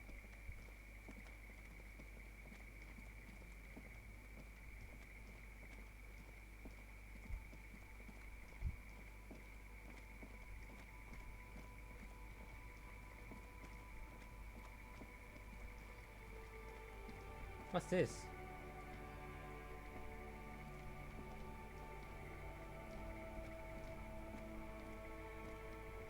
Can I walk through here? Oh, come on, games.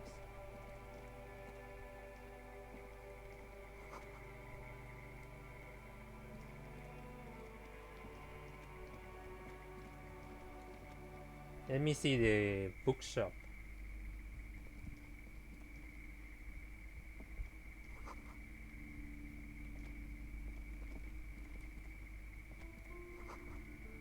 Old spots. Books about the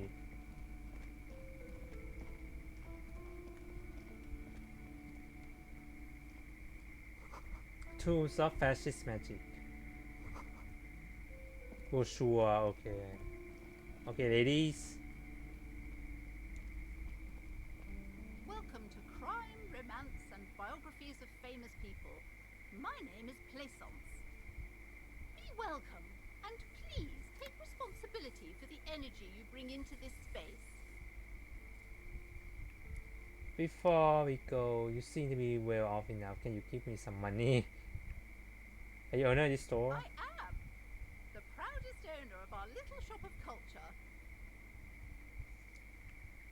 Because I mentioned this place is cursed. Cursed?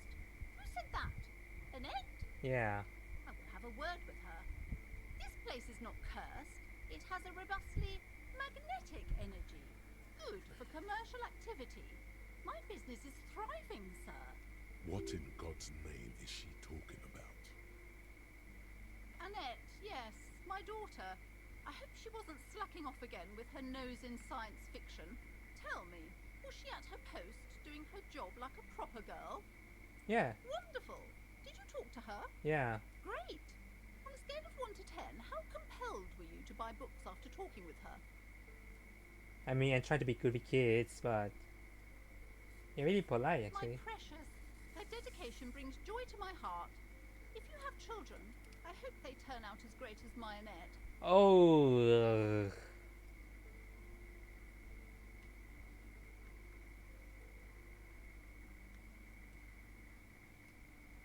As a young girl should be, with the proper attitude, she'll have a bright financial future. Okay, since The woman before you scans the store, her shoulders rigid and tense. Every now and then, she nudges her glasses. Then why are you talking to me? Everything is on the shelves to browse. Don't you feel compelled to buy anything? See those shelves there? Go, be drawn. What kind of books do you have? Everything is on the shelves. Take a look yourself. The shelves compel you, don't they? She smiles and nods, seemingly relieved.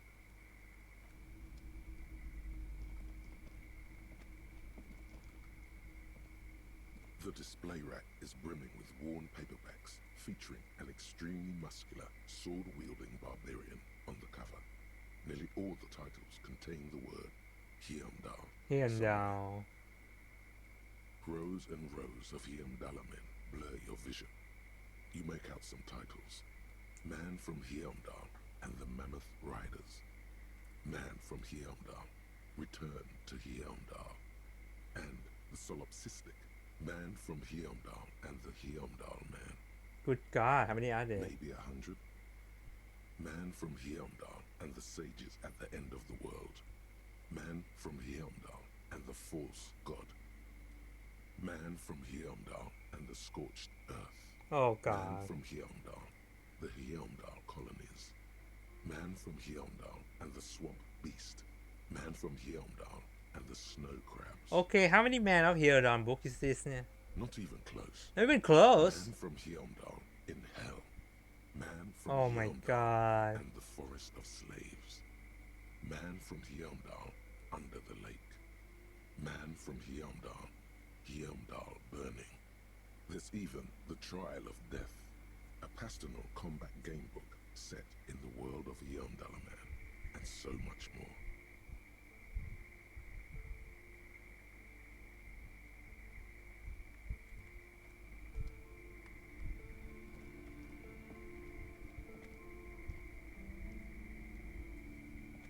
A small mountain of colorful board game boxes. Board There are games. numerous types of games for all ages. A lot of shelf space seems to be taken up by Wirral-related merchandise. An endless variety of source books, lore books, and codices litter the table. The topmost book is titled Welkin Compendium, 2nd edition. There's also a large hardbound tome with intricate cover art, The Hunters of Katawak, Boreal Creature Compendium, and a Pick Your Path adventure game book titled Tales of Wirral, Cavern of Velkrag. What kind of book is this? Books in a board game section? Who wants to read books? Anything that really catch my eye? There's a box that says Wirral, 3rd edition Mega Setting Supplements module. The side panel notes a fantastic adventure board game, new maps and miniatures. A sticker on it displays 25 real.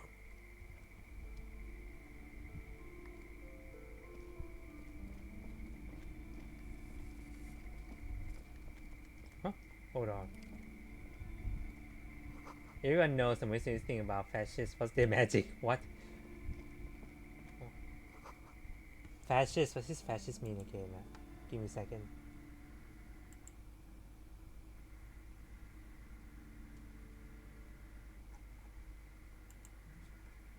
Fascist.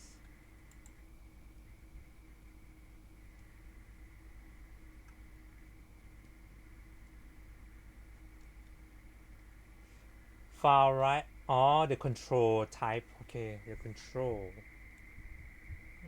Should I just keep taking in this? This bookstore is not strictly about crime, romance, and biographies of famous people. There's also a wide range of paranatural literature. Paranatural literature. Amidst the various books, you find one written by someone named Matthias W. Dundas. It's about wholeness, unity, balance.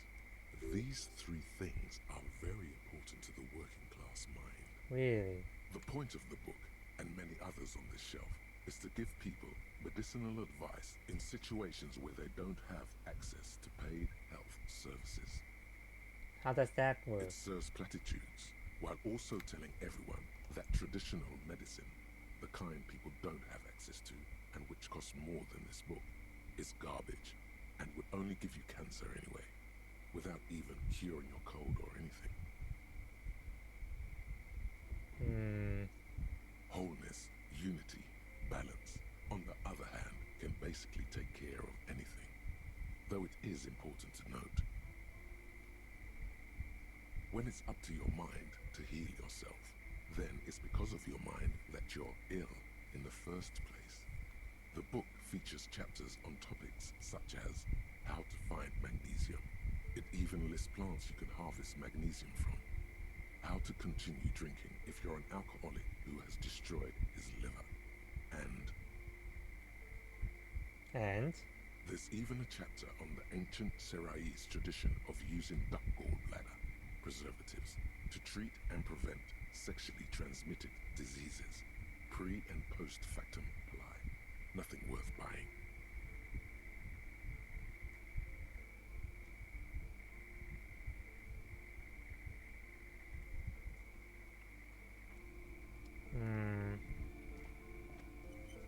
Oh, autosave. Thank you, games.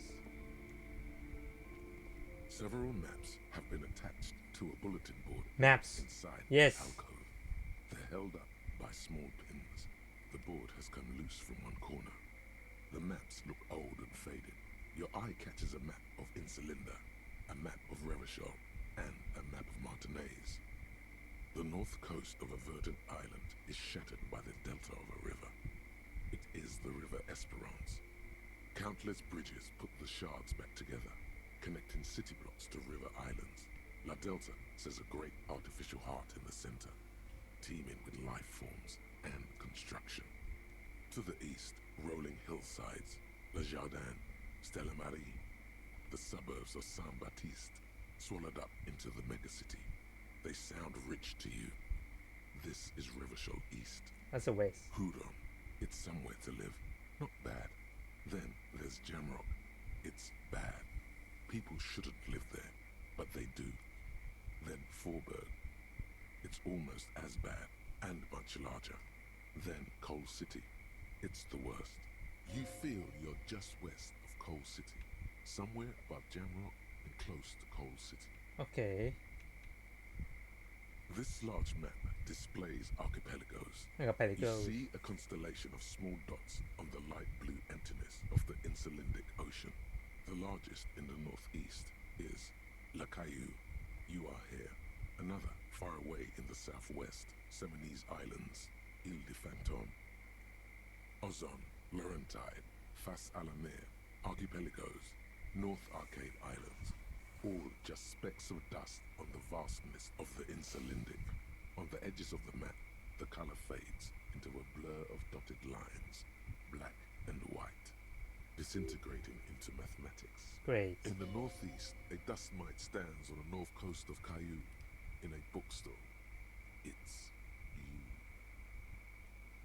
You can, on Caillou, Revachol, a single black star, on Ozon, Fondelier, and Vilmandoux, on Archipelagos, Croyan Moran, Villiers, on Seminine, Olduvai, and on Laurentide, Deora of the Seven Seas. Seven Seas, what? 850 million people live on these little dots, an oceanic world of culture and commerce torn apart by history.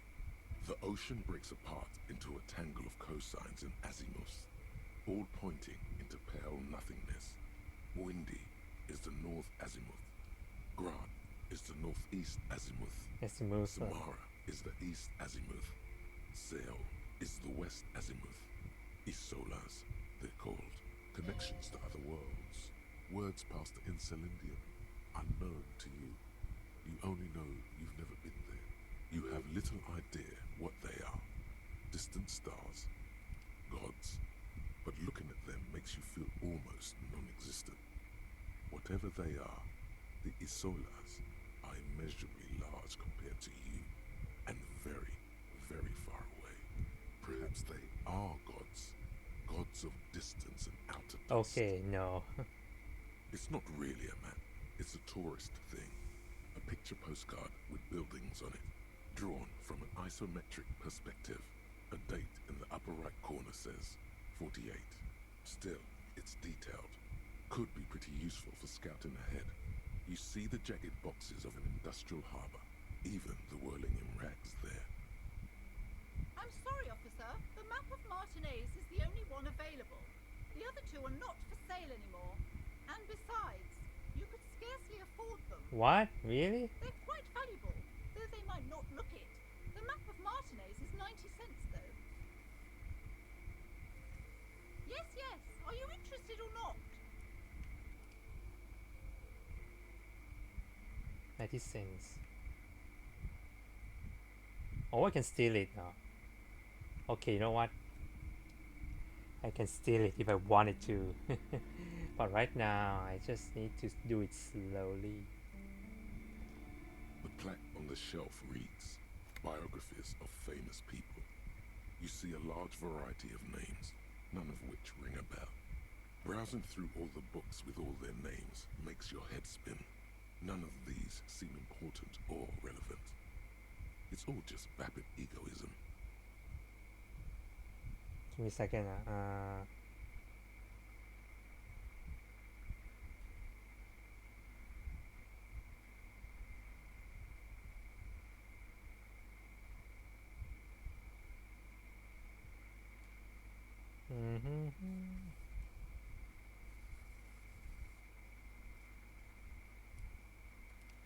Give me a second.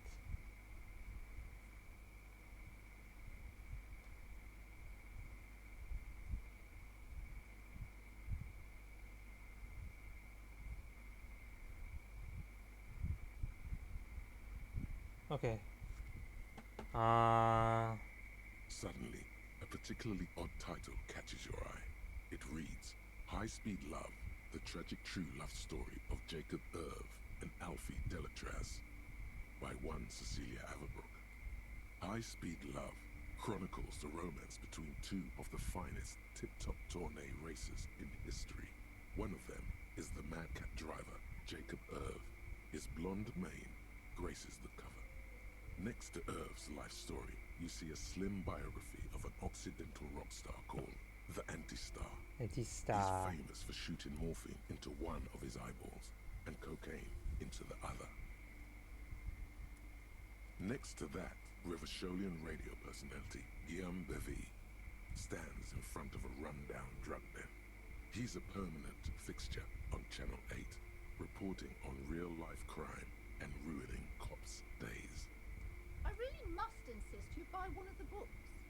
Reading them is not for free. Do still browse though, but not too long. Okay, really. I'm sorry, I did not mean to rush you. You are browsing. Go ahead. Take your time. Time is commerce.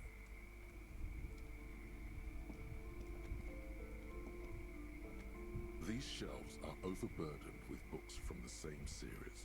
You see the name Dick Mullen over and over. Oh my god, this is detective one, right? Crime fiction is a disgrace. An asinine misrepresentation of the physical attributes of the arduous everyday work of actual police officers. These books greatly overstate the excitement of police work, glossing over how long it takes to actually follow up on leads and eliminate dead ends. What's more, they completely ignore the psychological hardships of year after year coming into contact with people during the worst days of their lives. Not a single mention of all the stress this work creates upon the officer's family. Wow. Detective fiction just doesn't tell the truth at all. Now, would you like a list of all the books found on the shelf? Sure. You see Dick Mullen on the job. Get Me Mullen. Mullen. The stalwart adventures of Richard P. Mullen. Dick Mullen and the murder in the orchard. The sordid affair of Dick Mullen. A killing is declared. Dick Mullen in the murder house. The final case of Dick Mullen. An obvious lie. Lie. Dick Mullen in the clock tower. The ordeals of Dick Mullen. Dauntless Dick. Dick Mullen's funeral pyre. The murder of Dick Mullen. Is there any more? Yes, there's also The Dame Who Did It. The Dame Who Did Farewell, It. My Mullen. Faking death seems to be a common trope in the Mullen series. The morbid tales of Dick Mullen. A dark tide turns. A dark tide turns. Oh wow. Tragedy calls for Dick Mullen. Another one with fake death. And, of course, Dick Mullen, the murderer. In order to catch a murderer, Dick Mullen must become the murderer. After all this, you still haven't found the answer to the one question that matters. Who is Dick Mullen? Your attempt to grasp at the answer fails. It seems very close by. Oh shit. Pulsating, just out of reach.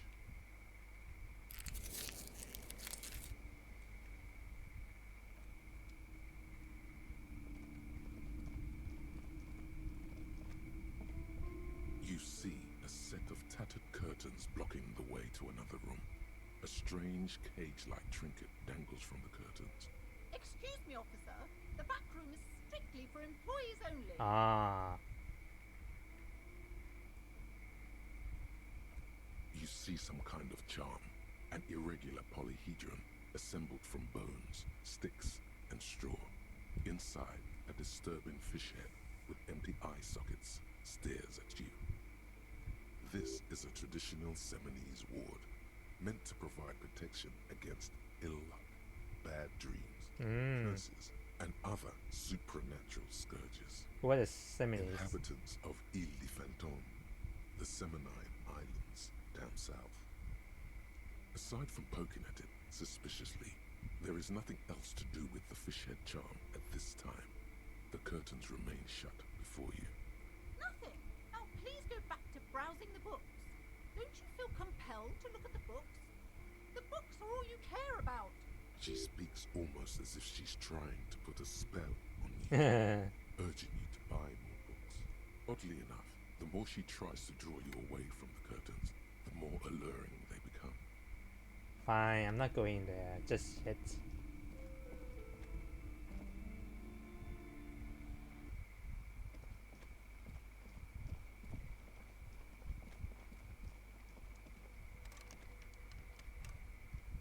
Okay, hold on.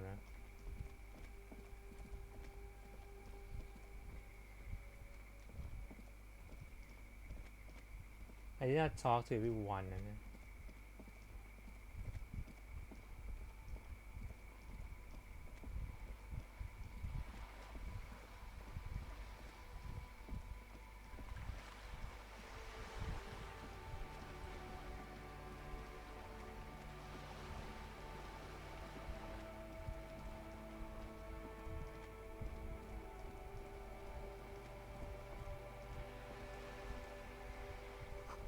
Really, this will shine was recently painted. A striking woman leans against the cabin top of her sailing boat, smiling as you approach. Her green raincoat glistens with droplets. A silk scarf is tied around her throat. Good evening, officers. I'm Joyce. Joyce. Joyce L. Messier. I represent the board of Wild Pines, the Ah. owners of the harbour. You gentlemen must be from the RCM. That stands for Peyton, my maiden name. Ah.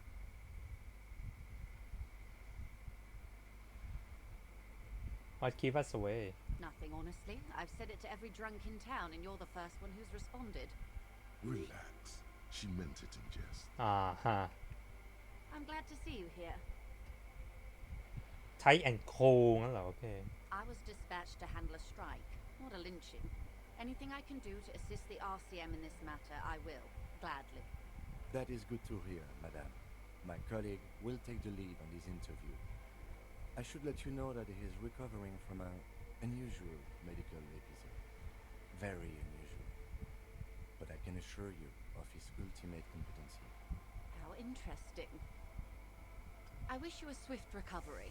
In the meanwhile, you have my full cooperation, and the full cooperation of the Wild Pines group. You're on the boat. Why, yes I am. Other people are on boat, are they? Of course there are. We're on an archipelago. How else are you supposed to get around? What do you mean, Apollo? I mean, we are on Le Caillou, are we not? Oh. I haven't seen anyone else drive a souped-up Capri Kenema motor carriage either. Actually, that motor carriage has been specially issued to serve as a patrol and pursuit vehicle. It's for crossing long distances in the greater Revachol industrial harbor. It's not a toy. Neither is this. A toy, I mean. It's a machine for crossing long distances in the Bay of Revachol, between the city and the islands. You need to make this lady admit she's only riding around on this boat because she's rich. Sure. Before you do, it would be pertinent to ask other questions. Gather more info on this boat of hers. Oh my, the E word. You mean to say that it's a symbol of conspicuous consumption? That I'm a member of the ruling class? I mean... Yes. Detective, may I remind you that Mrs. Messier is a professional negotiator. Oh. Then what does that say? Does it say docking reserved for residents of Rue de Saint-Ghislain, 33A? 33A? This old proletarian haunt here? As I said, plenty of people drive boats, of all social strata. Shit. She takes a sip. it's gonna happen. Okay.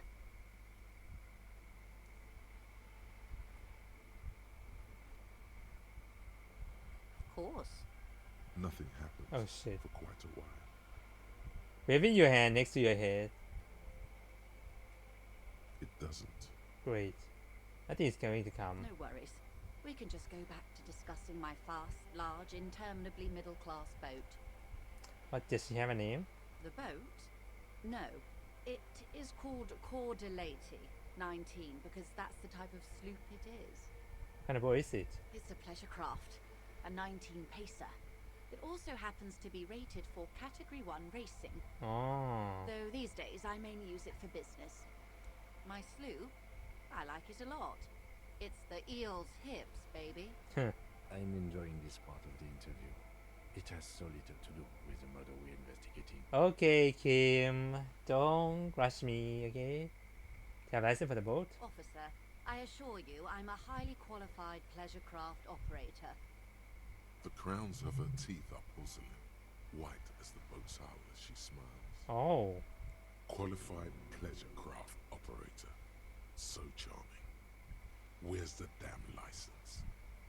Can I see your I just license? renewed its safety inspection last month, officers. It is completely seaworthy. In fact, it's taken part in not one, but two insulindic regattas. Even finished once. Just in case, I want to see it. Actually, you don't. What?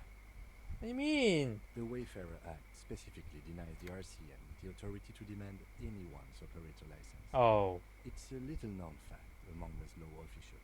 Little known fact, huh?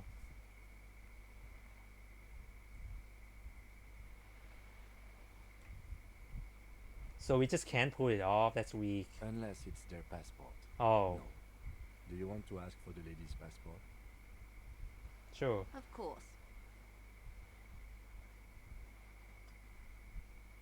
The woman is silent, smiling while the waves lap against the hull.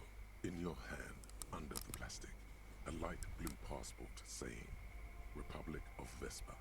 The coat of arms has a lion and an ostrich. Seagent. The Republic of Vespa, formerly the Republic of Vespa Messina, was once a dual kingdom. An amicable parting of ways produced two constitutional monarchies. Vespa, the richer of the two, is an occidental nation known for its proximity to the Pearl and its exotic financial derivatives. Anything else? It is a stable country, and yet there has always been something ominous about its perfect stability. It's a place at the edge of the Mwindi Isola, overlooking the Obi-Sunt Isles, fracturing into the great unrest of the Pearl. Interesting. What about photos? The woman, born in the year 3 in the commune of Revachol, smiles at you, face adorned with frown lines and crow's feet. The photo is recent.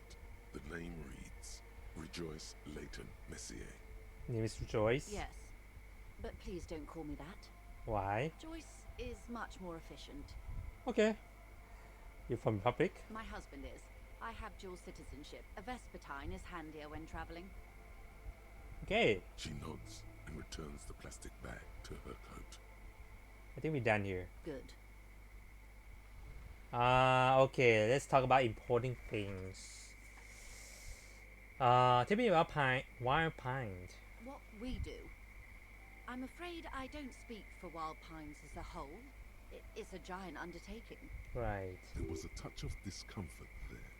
She wants to merely represent. What do they do then? The Pines' core competency is logistics. Container shipping, freight, that sort of thing. See those airships there, blinking? Those are the shipping side of things, and that is the terminal. Another subdivision deals with energy, oil and gas exploration, offshore platforms. The Wild Pines Group is one of the original Revacholian Indo-tribes. Companies awarded royal monopolies by the king, the suzerain himself, centuries ago. The king is long gone, but several of the Indo-tribes remain. Who are the other Indo tribe? Son Baptiste, Elysium, an unknown entity known as Brightest Star. Alright. Why, thank you. How much money does they have? I'm not at liberty to discuss the company balance sheet, but I can tell you that last year the company booked more than 20 billion real in revenue. A billion? Wow. 20 billion is a large number, but the conglomerate employs 72,000 people. They all need to be paid. Then there are capital improvements, interest payments. A conglomerate the size of the Wild Pines is like a shark. If it stops moving, it will die. Then what becomes of those 72,000 families? It's a tremendous responsibility. Where they get this money? They started as an exploration and cargo fleet conducting trade between the Samoan and Insulindian Isolas 250 years ago, when pine ships explored the South Seminese and charted Lomantang on behalf of the suzerain. Centuries of care, deliberation, and madness have gone into this endeavor. Vessels pass through the great unrest to re-emerge with apricots in tow. The logic of the system is totalizing. It's taken everything from its employees to build it. You know more than you let on. Certainly it helped, but most of the original Indo tribes have failed or been absorbed. To survive, Wild Pines had to grow and adapt. No suzerain did that.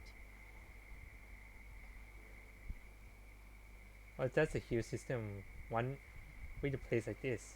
You mean aside from being the terminal's legal owners, who are responsible for moving 8% of the world's cargo?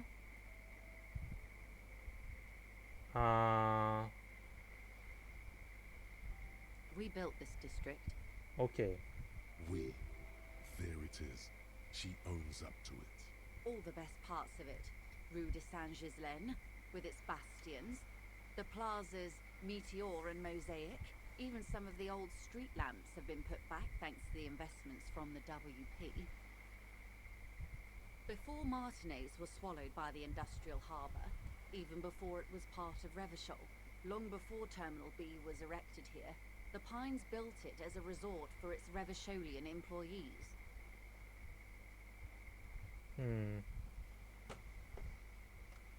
A company getaway, for a weekend or a summer holiday. Then came the revolution. But that's another matter. I'm here to make sure the Pines can fulfill their responsibilities to the place they built. Okay, then. With your help, hopefully, says her warm tone.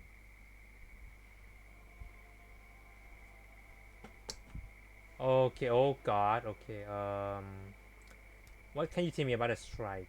Everything. Right up to, but not including, trade secrets. What if I want to hear about trade secrets? First, you'd have to repeal the Emergencies Act of Trade in Aliments. That gives me the right to silence. It's quite the octopus. How do I repair it then? Why? By throwing off half a century of foreign domination under the Coalition. Unfortunately for you, the Coalition also leases you the right to police West Revachol. But I am derailing us. You wanted to know about the strike. What's your role then? I believe the official title is Senior Labour Negotiator. In Ah. practice, I'm a grocery clerk. I relay the union's demands to Wild Pines and return with Wild Pines' counteroffer. And how are the talks going? They're not. That's the problem. The union stopped all negotiations a week ago, after that awful lynching took place. Now they won't even let me into the harbour. There's a 2-meter 20 racist behemoth blocking the gates. Tell me about this behemoth. What can I say? The union employs a giant covered in tattoos. A racist giant. I guess that's part of their big tent organisation now. How they doing then? Let's say I was not making the kind of progress I'd hoped for when I first arrived. And when did you first arrive? I arrived 3 weeks ago. Ah. Yes, in the middle of February. The bay was still partially frozen then. I prefer to do these things on site, like the RCM. I hope she's not the lady who's by the gun. But the strike began in December. I wasn't the original negotiator here. Oh, never mind. I took over after Mr. Gaumont hit a wall with Mr. Clare, the union boss. Mr. Clare refused to speak with Gaumont despite concessions he granted the union in prior negotiations. This isn't the first time the union has gone on strike. Heavens no. There have been 2 prior strikes. Both times the union won significant concessions, including overtime pay and a medical plan. This time their demands are more, I guess you could say, aggressive. Ludicrous even. It's meant. Wow. So what happened to Gramont? Mr. Clare told him to... How did he put it? Fuck off, midget. Okay. Gaumont is short of stature, you see. Well, that's not cool. Keep in mind, this is a negotiator Mr. Clare has worked with before, and who was more than fair with him and the union. So what's they demanding? There are leaflets everywhere, and banners. What did they say again? Oh yes, every worker, a member of the board.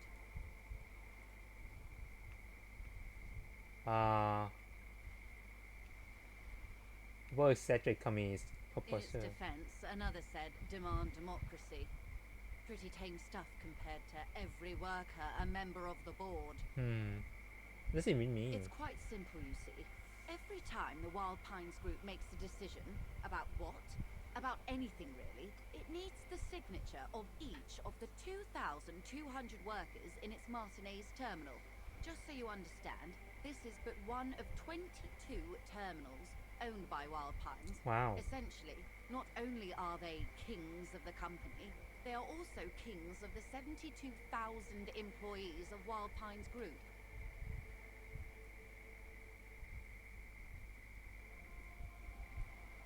That's really I have to admit. They're having a blast. But how can they afford it? After 4 months, my assumption was they would prefer a more practical solution. I'm not sure. Naturally, I assumed that was just their opening position, a hard-nosed tactic with a side of mockery. But there's been no follow-up, just the same nonsensical slogan repeated over and over again.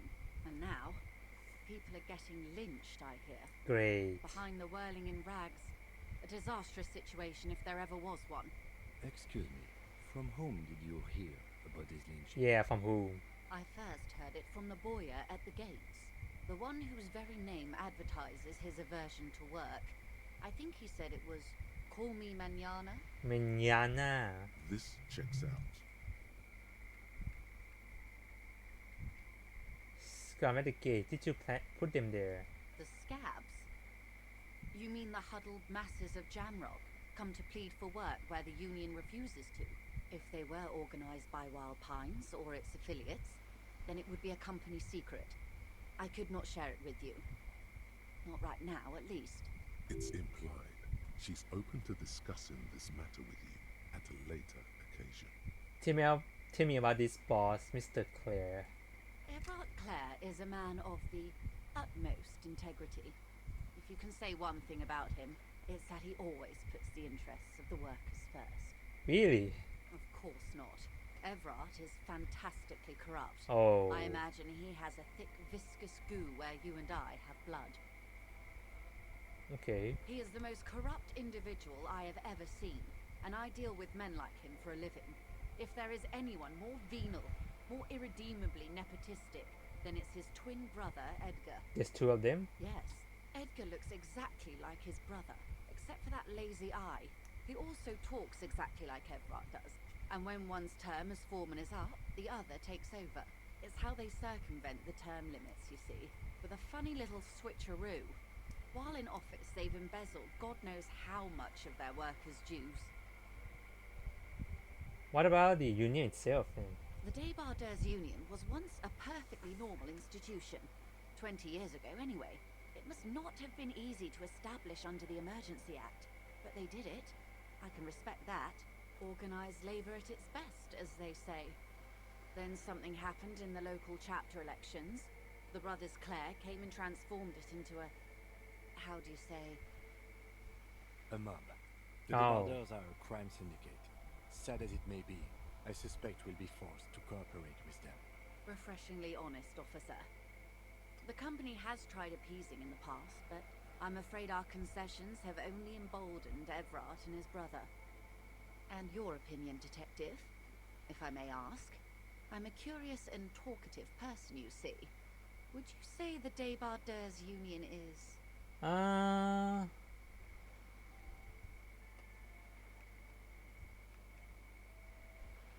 Thank you for being candid. Sadly, Wild Pines have cooperated with what amounts to a crime syndicate for 2 decades. However much you feed the wolf always hungers. Right. One more thing. You say something about elections? I'm glad you asked. There was a woman, the previous forewoman of the Union. She disappeared. Disappeared? Yes. On the last day of the local chapter elections, her daughter phoned in and said she wasn't running anymore. Or coming to work. Ever. End of story. Some kind of extortion, probably. Indeed. The company suspects foul play, but there's nothing they could do. It was a union matter. The point of the presentation is, these kinds of things happen around the Clares. Watch out when you're dealing with him. Thank you for your concern, ma'am. We'll be just fine. Alright. Of course. How else can I help? Oh, great. Okay, what about this leeching then? The leeching? Quite a few things, I'm afraid. The information I'm to share with you includes sensitive trade secrets. For the sake of my employer, I have to ask for your names and badge numbers. Of course, ma'am. We should have introduced ourselves. I am Lieutenant Kitsuragi from Precinct 57. And this is my colleague from Precinct 41. I'm afraid he doesn't have his badge at the moment. I hope mine will suffice. How curious. Why is that, Detective? I recently suffered a medical episodes. I see. So, are you saying you lost your badge during the course of this episode? Yes. I can't hear you, darling. Speak up, Oh, please. great.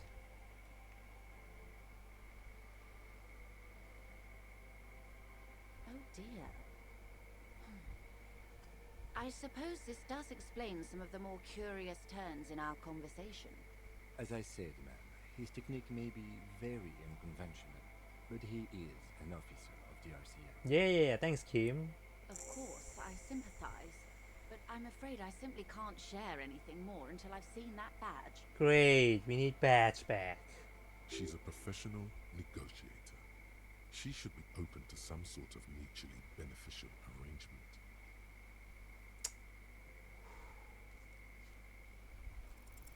She's a negotiator.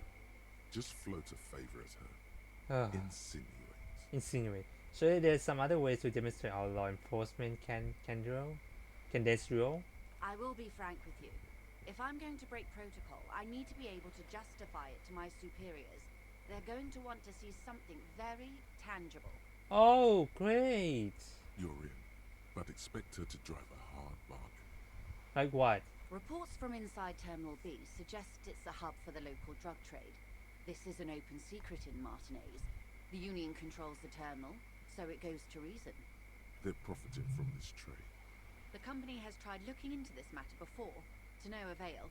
Perhaps someone with your authority and resources might turn over the right stones. Or you can recover your badge, though if I may be blunt with you, it sounds like that may be a lost cause. Detective, a word in private before we continue. Okay. It's clear you like the hard stuff, Brota. Evening falls. The time has come to take the vow. Vow? The vows are blood and flesh. What is my lower intestine going on about? Lower intestine. The term is metabolic and circulatory system. Oh, come on. Fascism, Brota. No. What is fascism? Many things, but it's mostly about trusting your gut. Who does your gut tell you is the source of Revachol's problems? Yes, them, but also Wermen. Wermen? Wermen, men of Wer. You don't like them. They're insane. Their idiocy needs to be scrubbed off this world with rubbing alcohol. Wu men need to go back to the fucking kitchen. That's what fascism boils down to. The rest is also important. But the main thing is that women need to know their place. Am I having some kind of stomach seizure? Stomach truth. You're having a stomach truth. Why am I getting this? Because you've said the hard things that others won't say. The good things, you've said them many times. But they sound bad though. What if they call it something else like traditionalism? Okay. Yes. Okay. Let's call it that. Good thinking. That sounds much better. Traditionalism. You like the sound of that. You're going to keep your views, right? Keep your views, brota.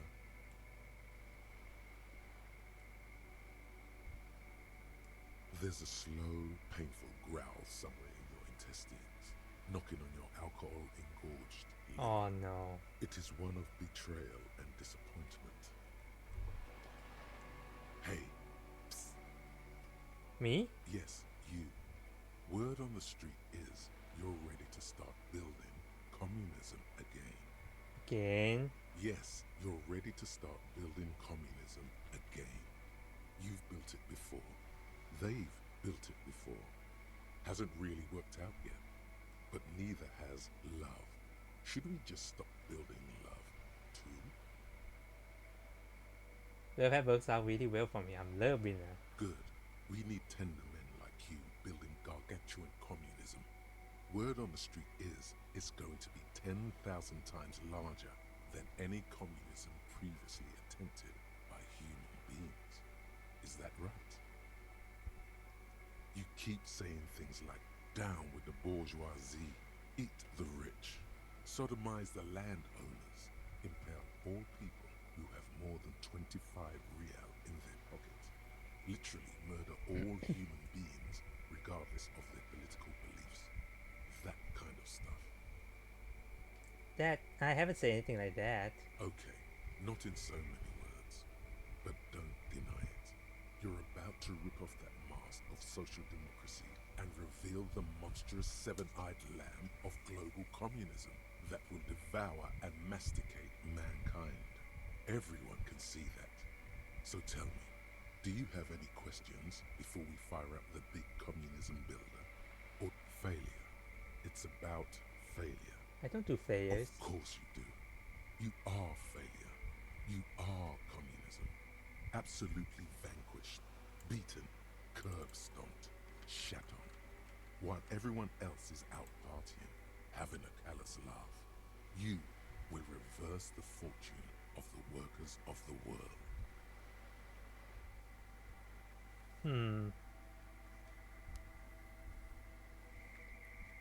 You alone, against every living thing, against every human alive.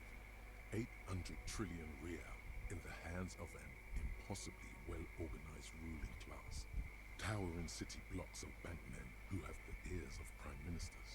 Million-headed armies of nations and the love of your own mother. You against the atom, the charm and the spin, where the whole world failed. Matter failed to bend to human will. Human will failed to get out of bed and tie its laces. You alone, single-handedly, will rebuild the dreams of the working class. You are the last communist. Now get to work, comrade. Very well. I guess no one will build communism then. Tell the working man it's over, unless anyone has objections. Did someone mention cocaine? Oh. Are we doing cocaine? No. I'm sure I heard someone say cocaine is... Anyone? Anyone else? There's no one? There's no one. Okay then. Lie down and let the water carry you downstream.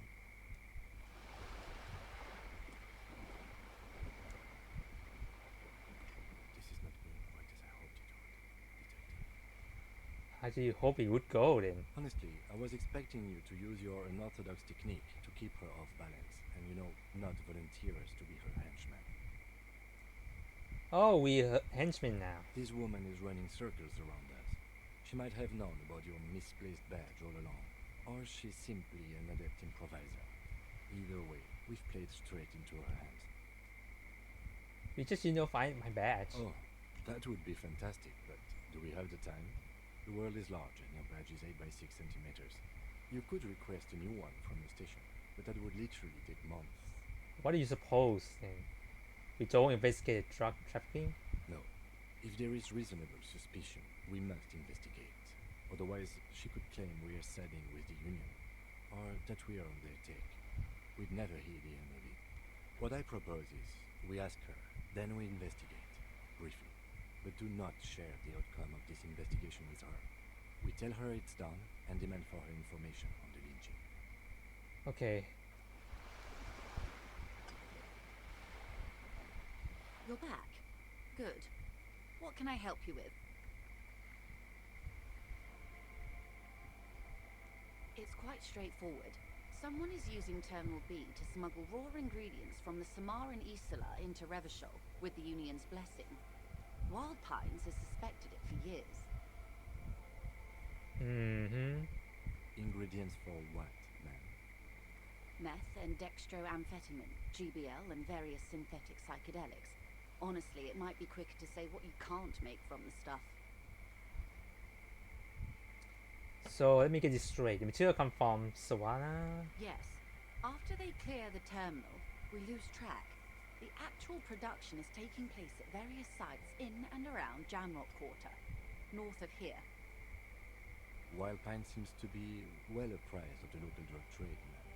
Do you mean to say the Union also produces the product? Sells drugs, I mean? We're in logistics. It's our business to know. And no. As far as the company knows, the Union does not produce it. They transport the ingredients for a cut. You want to investigate? Yes, but you won't get anything out of Evrat and the Dock Workers Union. Still, every chain has its weak link. What do you mean? The lorries. Someone needs to move the ingredients from the harbour into the city. Once they reach Jamrock, they're distributed to a network of local manufacturers well beyond our grasp. But in transit, they are vulnerable. Perhaps you've noticed that a number of lorries are tangled in a traffic jam at the roundabout just now. Interview the drivers who are still hanging about. One of them might be waiting for a crucial shipment. I'll be explicit. If you find this driver, I will share company secrets with you. Why do you come to the RCM then? We did. Oh. On more than one occasion. Apparently, there's some sort of inter-precinct disagreement about whose jurisdiction this area falls under. We know the company has launched its own probe into the Union's alleged involvement. We also know it's come up empty. It's not just the RCM. No one's been able to find any hard evidence. Well, here's your chance, officers. It's no question they are standing there like that, isn't it? What proof do you have that you're involved? Yeah, what proof do you How have? do you think they're financing this strike? There are thousands of unpaid dock workers going strong for the 4th month straight. There was a shakedown of local businesses preceding the strike. Many were squeezed to bankruptcy to fund it. With all due respect to these desert cacti, the contents of a few cash registers cannot provide for 2,000 men. The local businesses can scarcely provide for themselves. So you think the strike is being funded with source ingredient for drugs? Precisely. Oh. Smuggled out of that very gate at night, most likely, then loaded onto lorries and driven to Jamrock. You simply need to find one driver who will open up to you. So coincidence that they are stranded there, isn't No. it? We asked East Motor Track to raise the drawbridge. The road company is a partner of one of our subsidiaries. However, this is a limited time opportunity. Once the complaint has been processed by the trade committee, they'll have no choice but to lower the drawbridge, and the operation will continue. Thousands of litres of raw ingredients will pour onto the streets of Revachol. Not the east across the river, but the west. The vulnerable, the weary. Well, at least this solves one mystery. What is that, Lieutenant? Why I had to call East Motor Track and beg them to open a drawbridge for me. I'd wandered since I first drove in, on my motor carriage. Oh. I am sorry for the inconvenience, Lieutenant Kisaragi, but we need them trapped here. This is a unique opportunity. I'm sure you understand. We already have some suspicion that one other driver was present in the Anti-lynching. The two might even be connected. Oh. Or not. Though, if you have evidence to the contrary, I'm eager to hear it. As eager as I am to share it, Lieutenant, once the job is done. She simply nods. Of course, Detective. Take care. You rule me. This is worth more than you ever in all your life. Okay. Level up. Okay, so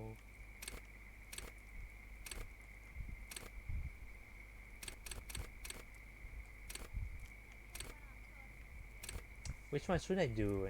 Hold on.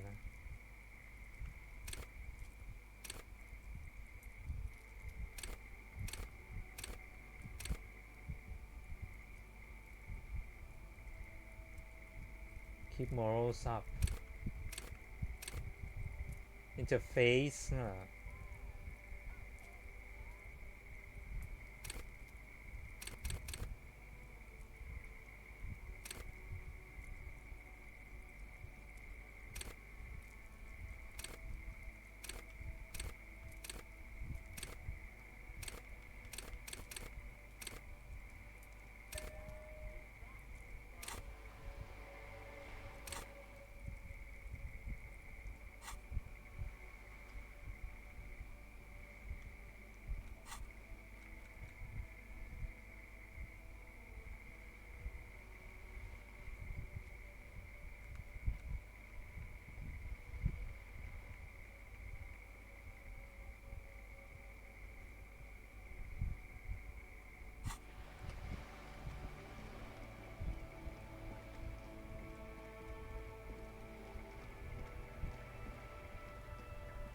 Okay.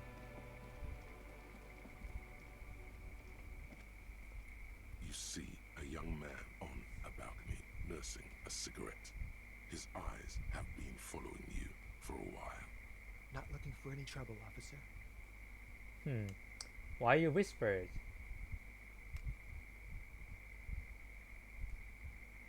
I don't want to be seen talking to the gendarmerie if that's okay. I just want to finish my cigarette. It's the god of cigarettes and youth. Ask him if he's got anything to spare. Don't let him go. This could be your witness. The balcony has a great view of the whole thing. Can I have this cigarette? Apologies, but this is my last one. Okay. The god himself has denied you absolution. Need absolution. Absolution? I don't know that brand, but I'm pretty sure you can get Astras at the Frick. Can you just like toss that one down? I'm not sure that's a good idea. You're right, forget. As you wish. Actually, the guy that made it really need to talk to you. Is it really that important? Like a nervous cat, he keeps stealing looks at the neighboring windows. Alright, but make it quick. Once I finish this cigarette, I have to run. Can you tell me your name? My name? My name is Martin Martinez. That's definitely not his real name. You're actually not called Martin, aren't you? No, of course not. Could you please lower your voice? Looks like we got a good reel. Can you tell me anything hanging? I'd even go so far as to say that the view is a little too good, my dear gendarme. Do you have an estimate of when the body will be taken away? We will remove the body as soon as possible. Now tell us, where were you last Sunday? Oh. You already asked me that, didn't you? I'm pretty sure I didn't. No, not you. Some more muscular type. Oh. And when did you speak to this more muscular gentleman? Last week? I don't know. Look. He's an actor, declaiming a soliloquy. See how you hang on his every word. You didn't answer the question. What were you doing last Sunday? I had a friend over. What kind of friend? It was my Sunday friend. A Sunday friend? How intriguing. What's your friend's real name? Did you see it? Did he see something? He doesn't reply, gesturing no with his cigarette. Under the dull and darkening sky, the neighboring windows stand silent. No. We won't. What? Now, if you'll excuse me, I really need to get going. Good luck with the investigation. Oh, he's gone. I thought I don't have a chance to do it now.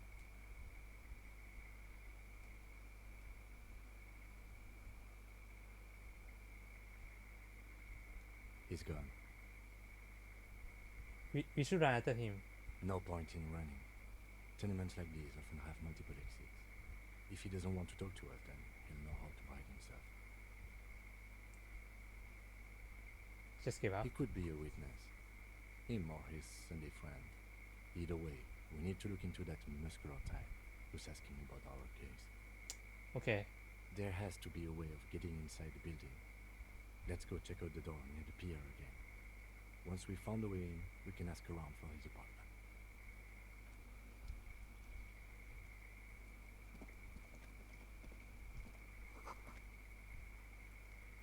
Bullet holes.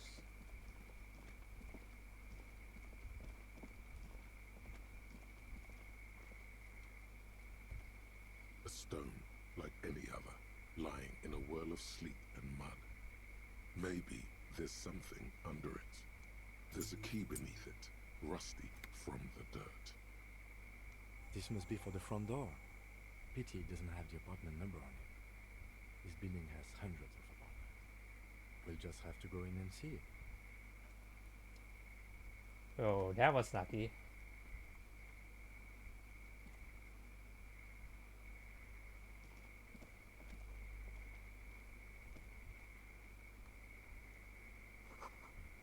Eviction notice, missing pet cluster on each other. This box will be cleaning chemicals. Oh.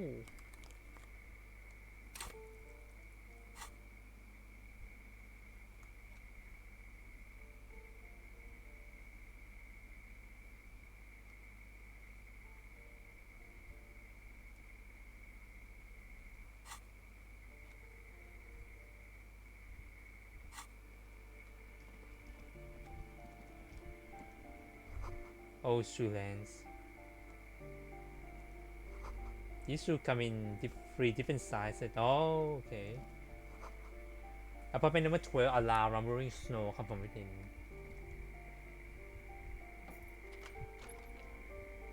I cannot see shit. Give me a second now.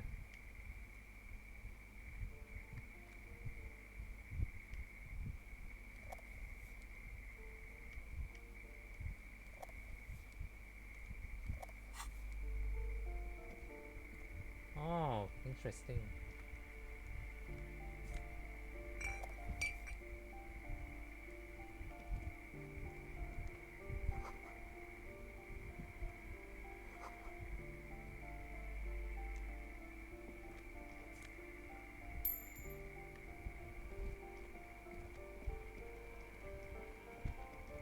Balcony.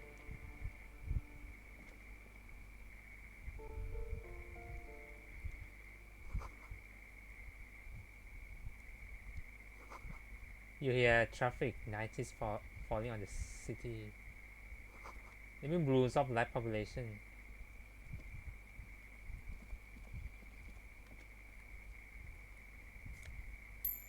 Thank you for the money. Curtains shift just a little, somebody's watching for me. Oh.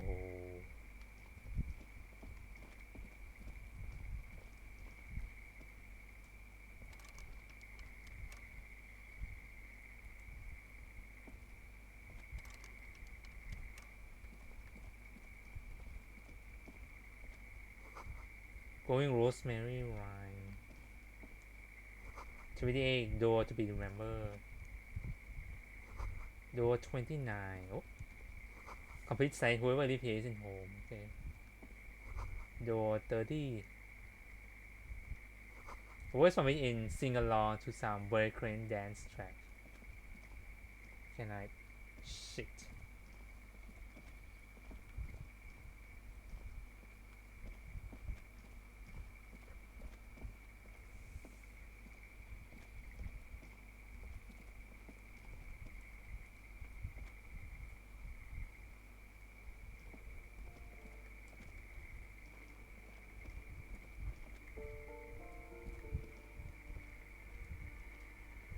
Someone has drawn 5-point star on the wall. That isn't just a 5-pointed star. It's an inverted white pentagram cradled in a wreath of antlers. Oh. The iconography of communism, in other words. I'll keep my armistice handy, detective. He doesn't actually reach for his gun. Expensive. The star and antlers was developed in the 6th decade of the last century and quickly adopted by Mazov and the communards during the revolution. Even today, half a century after, the star and antlers retains the ability to evoke hope, disappointment, and fear in equal measure. Why is upside down then? To symbolize the toppling of the old order. Also, some social democrats were already using it. What's the deal with the antler then? The wreath of antlers represents a natural crown. It was about building a society that could exist in accord with the natural world, and at the same time above it. Why white? Because white is the color of peace. Right. Smug superiority, aesthetic musings. The triumph of capital is undeniable, but maybe the guns were sort of cool. Revolutionaries had loads of guns.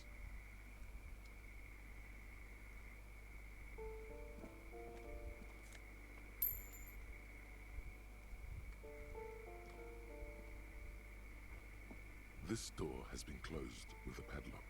A chalk-drawn number on the board says number 11. It's a solid lump of metal, but the shackle is deeply corroded. Oh. A solid pair of chain cutters would make short work of it. Better whip out those cutters. You won't get very far otherwise. Okay, hold on. Ooh, lots of money.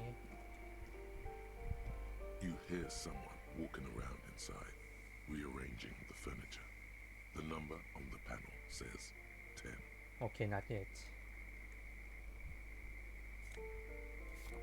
Postcard bookie. Number 9 is locked. Give me money.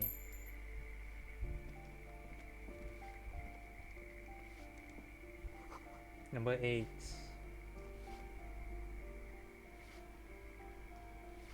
Give me a moment. Elder woman is leaning on her buckle white as bones. The cold never does any good for my bronchitis. Are you alright? Should I call you doctor? I'm fine. Fine. Don't you worry about me. Now, what do you want from me, policeman? She's the cleaning lady.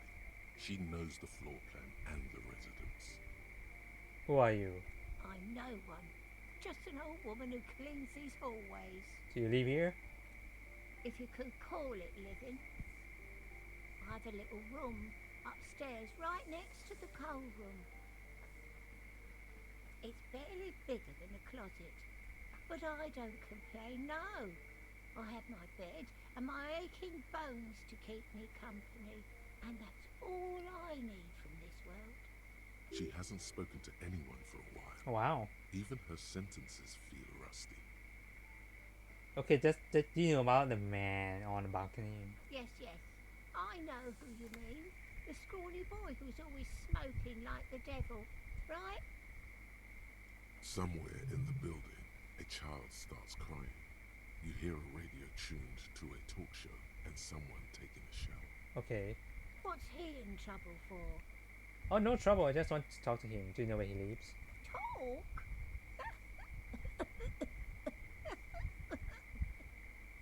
What was so funny about that? He lives upstairs in room 28. 28. Go to the balcony. It's one of those doors there.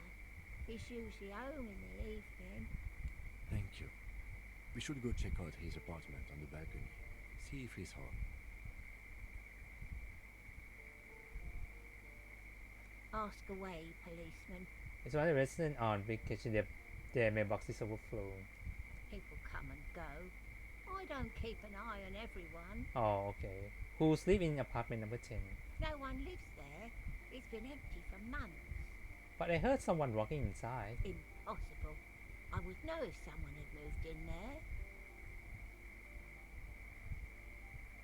Maybe it's those countercultural people again, breaking into a house like it's a public space.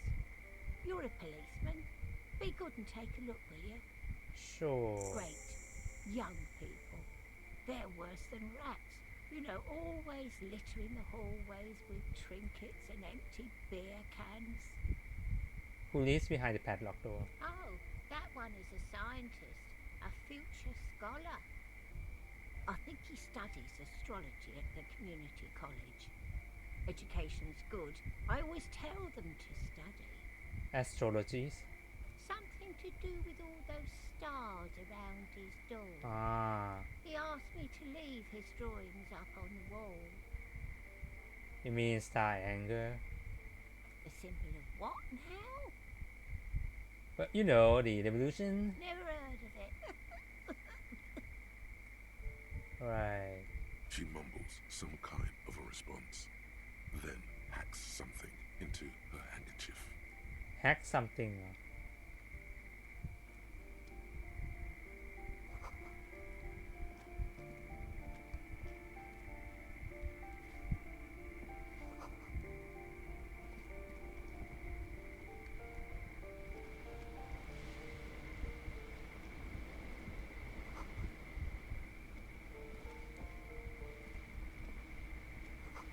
Tore down the wall.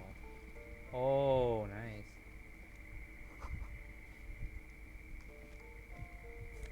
Oh yeah, thank you. Health items, nice. Another balcony. An exit now.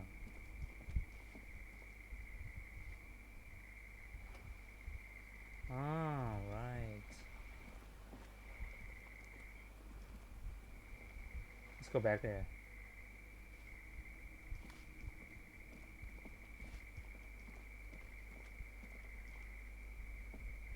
You hear someone walking around inside. Number 10. What about this one? This door has been closed with a padlock. A chalk-drawn number on the board says number 11.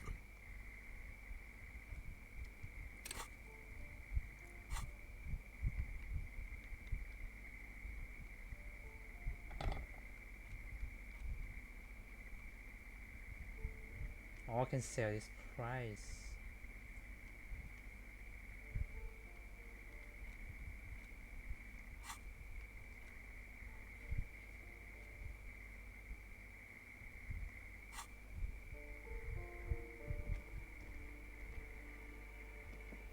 This door has been closed with a padlock. A chalk-drawn number on the board says number 11. The shackle snaps like a twig, and the lock falls to the floor with a little thud. It should be possible to enter now. After you, detective.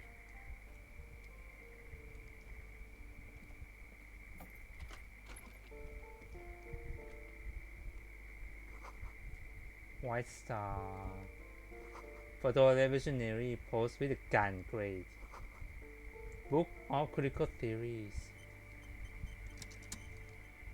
A plaster cast bust depicts a middle-aged man with impressive sideburns. The name on the plinth reads Kraz Mazov. Kraz Mazov, nom de guerre, was an economist and a theoretical historian. Oh. He was a leading figure in the Grad side of the turn-of-the-century revolution, where he headed the 9-day government. Mazov is considered the father of scientific communism, Mazovian thought, or Mazovianism. So why Tony has a bus on his room? The White Star, the photos on the wall. I think we have broken into the apartment of a young communard. Oh, great. How fitting. I suspect that's exactly what they're trying to do. There aren't many communists around, not after the revolution. Some youth still keep the ideology going, it seems.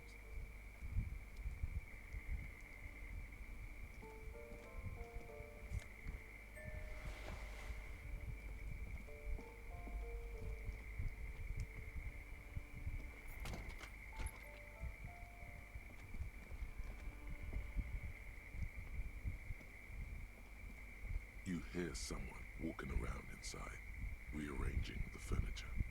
The number on the panel says 10. The walking stops abruptly, but no one comes to the door. A poor communard, from the looks of it. The room is barely bigger than a closet. Who is this? Police, open up. Do I have to open the door? You hear the cracking of heels again as the other side walk. Do you have a warrant? I'm not obligated to open the door if you don't have a warrant. Let's go. We don't have a reason to get inside that apartment. Alright. If I need to get the... Let's go to balcony then.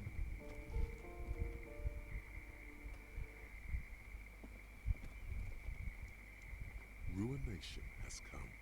The broken arches betray the once grand history of this building. It towered over the harbor until it happened. What? Form a guess about what happened. A great force from the northeast fired into the city. Heavy artillery shelled the coastline. Fired from the water. A straight shot into Revachol. The tenement acted as a defensive wall against the worst of the shelling until it was destroyed, and they had a direct firing line. Look at the ruins in the water. Those arches acted as support for something greater than what you see now. Only 3 stories stand where 9 to 12 once did. Restoration has failed. What the shelling took out was never rebuilt. The waves of the Martinez Inlet rolled over the fallen remains of the building. The dark waters obscured the better part of the remains. A fleet, the combined armies of Occident and Grad, with Mesk volunteers, a 5-nation army, hundreds of vessels. They massed airships further down in the Bay of Revachol. The artillery was so powerful. The ships not only required gyroscopic stabilization, they were anchored into the ocean floor as well. Many are still there to this day. If you squint, you can just barely see the shadow on the water, far in the northeast. Cannons still ready to placate Revachol. The coalition. But that was a long time ago. I think we should move on. It's chilly up. Yes.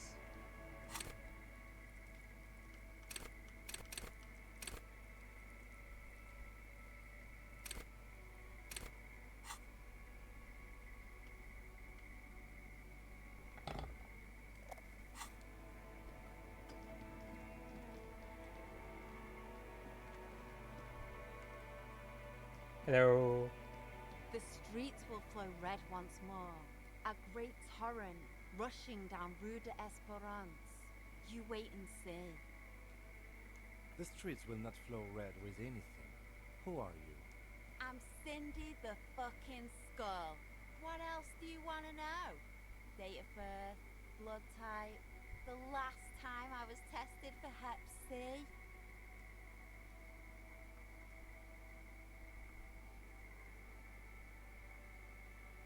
Just some question, okay? Ask away, pigman. Wow. I don't promise to answer. That smell coming from her paint bucket. It's not paint. It's heavy fuel oil. Oh god, okay. What are you doing to the wall? Can't you tell? I'm painting a beautiful mural, an aereo graffitio visible from low orbit. I haven't really started it yet. I'm waiting for the right words. So you don't know what to write. Have you ever tried your hand at graffitio? When faced with a blank wall, most people write unimaginative stuff, like pigs go home and Mono is here. We rarely see pigs round here though. Just union cards. And my name's not Mona, so... Why are you committing it? This place is severely lacking in havoc. Not even the occasional trash can fire to break up the tedium. I thought I'd mix it up, you know, summon the forces of crime and social chaos with a wall-sized invitation. Yeah?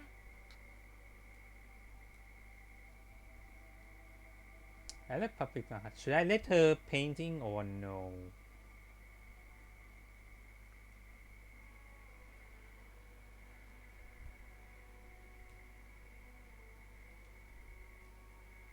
Thanks. I'm sure the inspiration will come to me now that I have an official RCM stamp of approval. She means the opposite. Ah, she doesn't. Okay. The lieutenant is desperately searching for another handkerchief.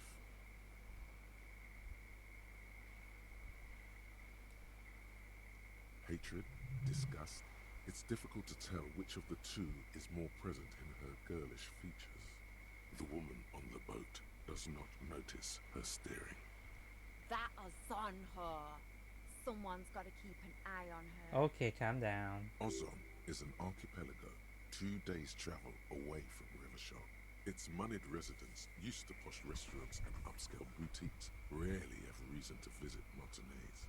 You mean Joyce? On a first name basis with her, are we? Piggy's moving up in the world. Why all negativities? Have you got a crush on her? Aching for an opportunity to defend her honor. Do you know anything about recent I murder? ain't no snitch, pigstein. Go forth and forage in someone else's shit. No shortage of squealers in these parts. Actually, there is a shortage of people who talk to us in a normal, calm, informative manner. We weren't put on this earth to make your life pleasant, fucko. Great. Is that a heavy fuel oil? Red dyed heavy fuel oil, intended for exclusive use in government vehicles, to be precise. What did you think I was using? Aquarels? Sucked it out of a cop's fuel tank myself. Back in Jamrock. You better hand that over. Or what? You'll push me off this ledge and pry the bucket from my dead hands? Great. Watch your back, ungulate. You've got eyes on you.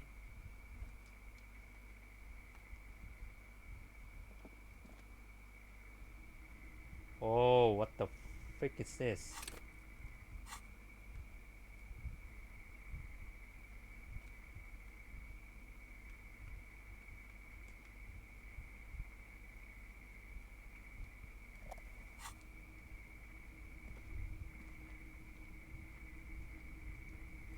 A tiny rat. Oh. กูรีบ here นะ Someone we sleep here recently. Cindy, what? Enough coal to last for several winters. Smell of chemicals.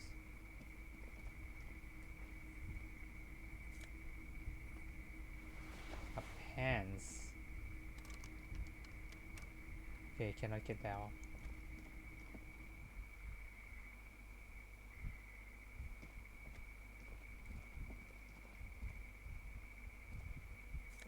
Thank you.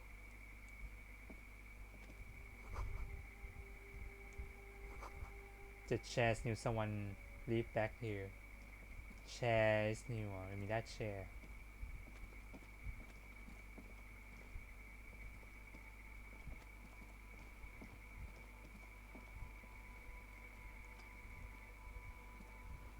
Let me get my gun first now.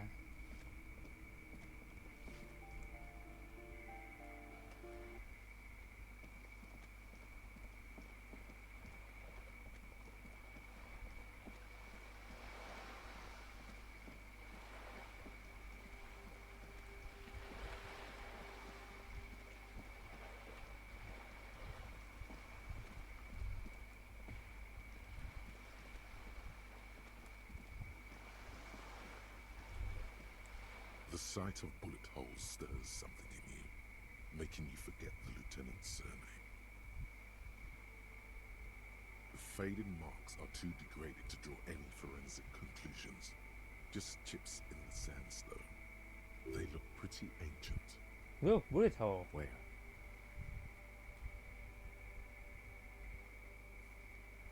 There? Those are old. You mean like from Revolution? Yes, the one that happened half a century ago.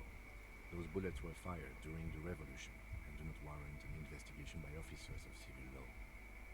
Not much. I don't have a fresh perspective on it. Shall we go?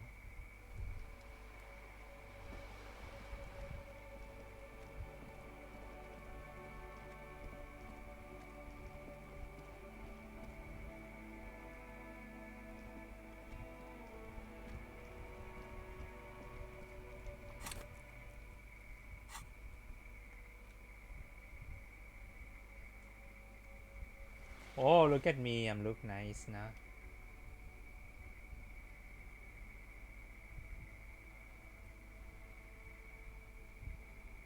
Reaction speed, what?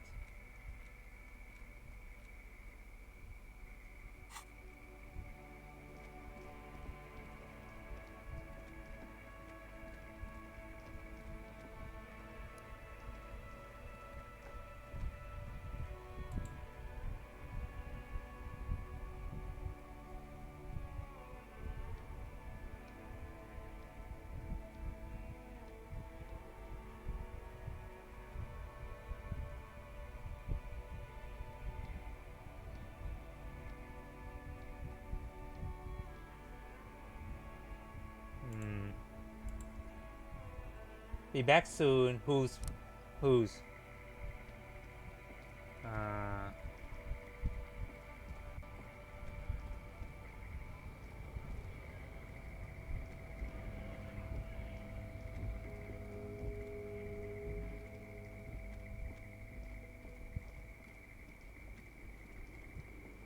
Anything down here? Nothing. Okay.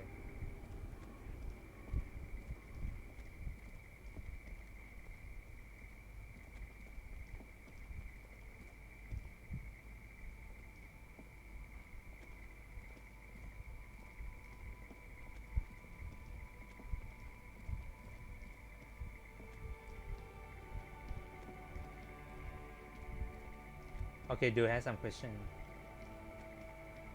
Now it's turning into a kind of a snow limbo, man. What's on your mind?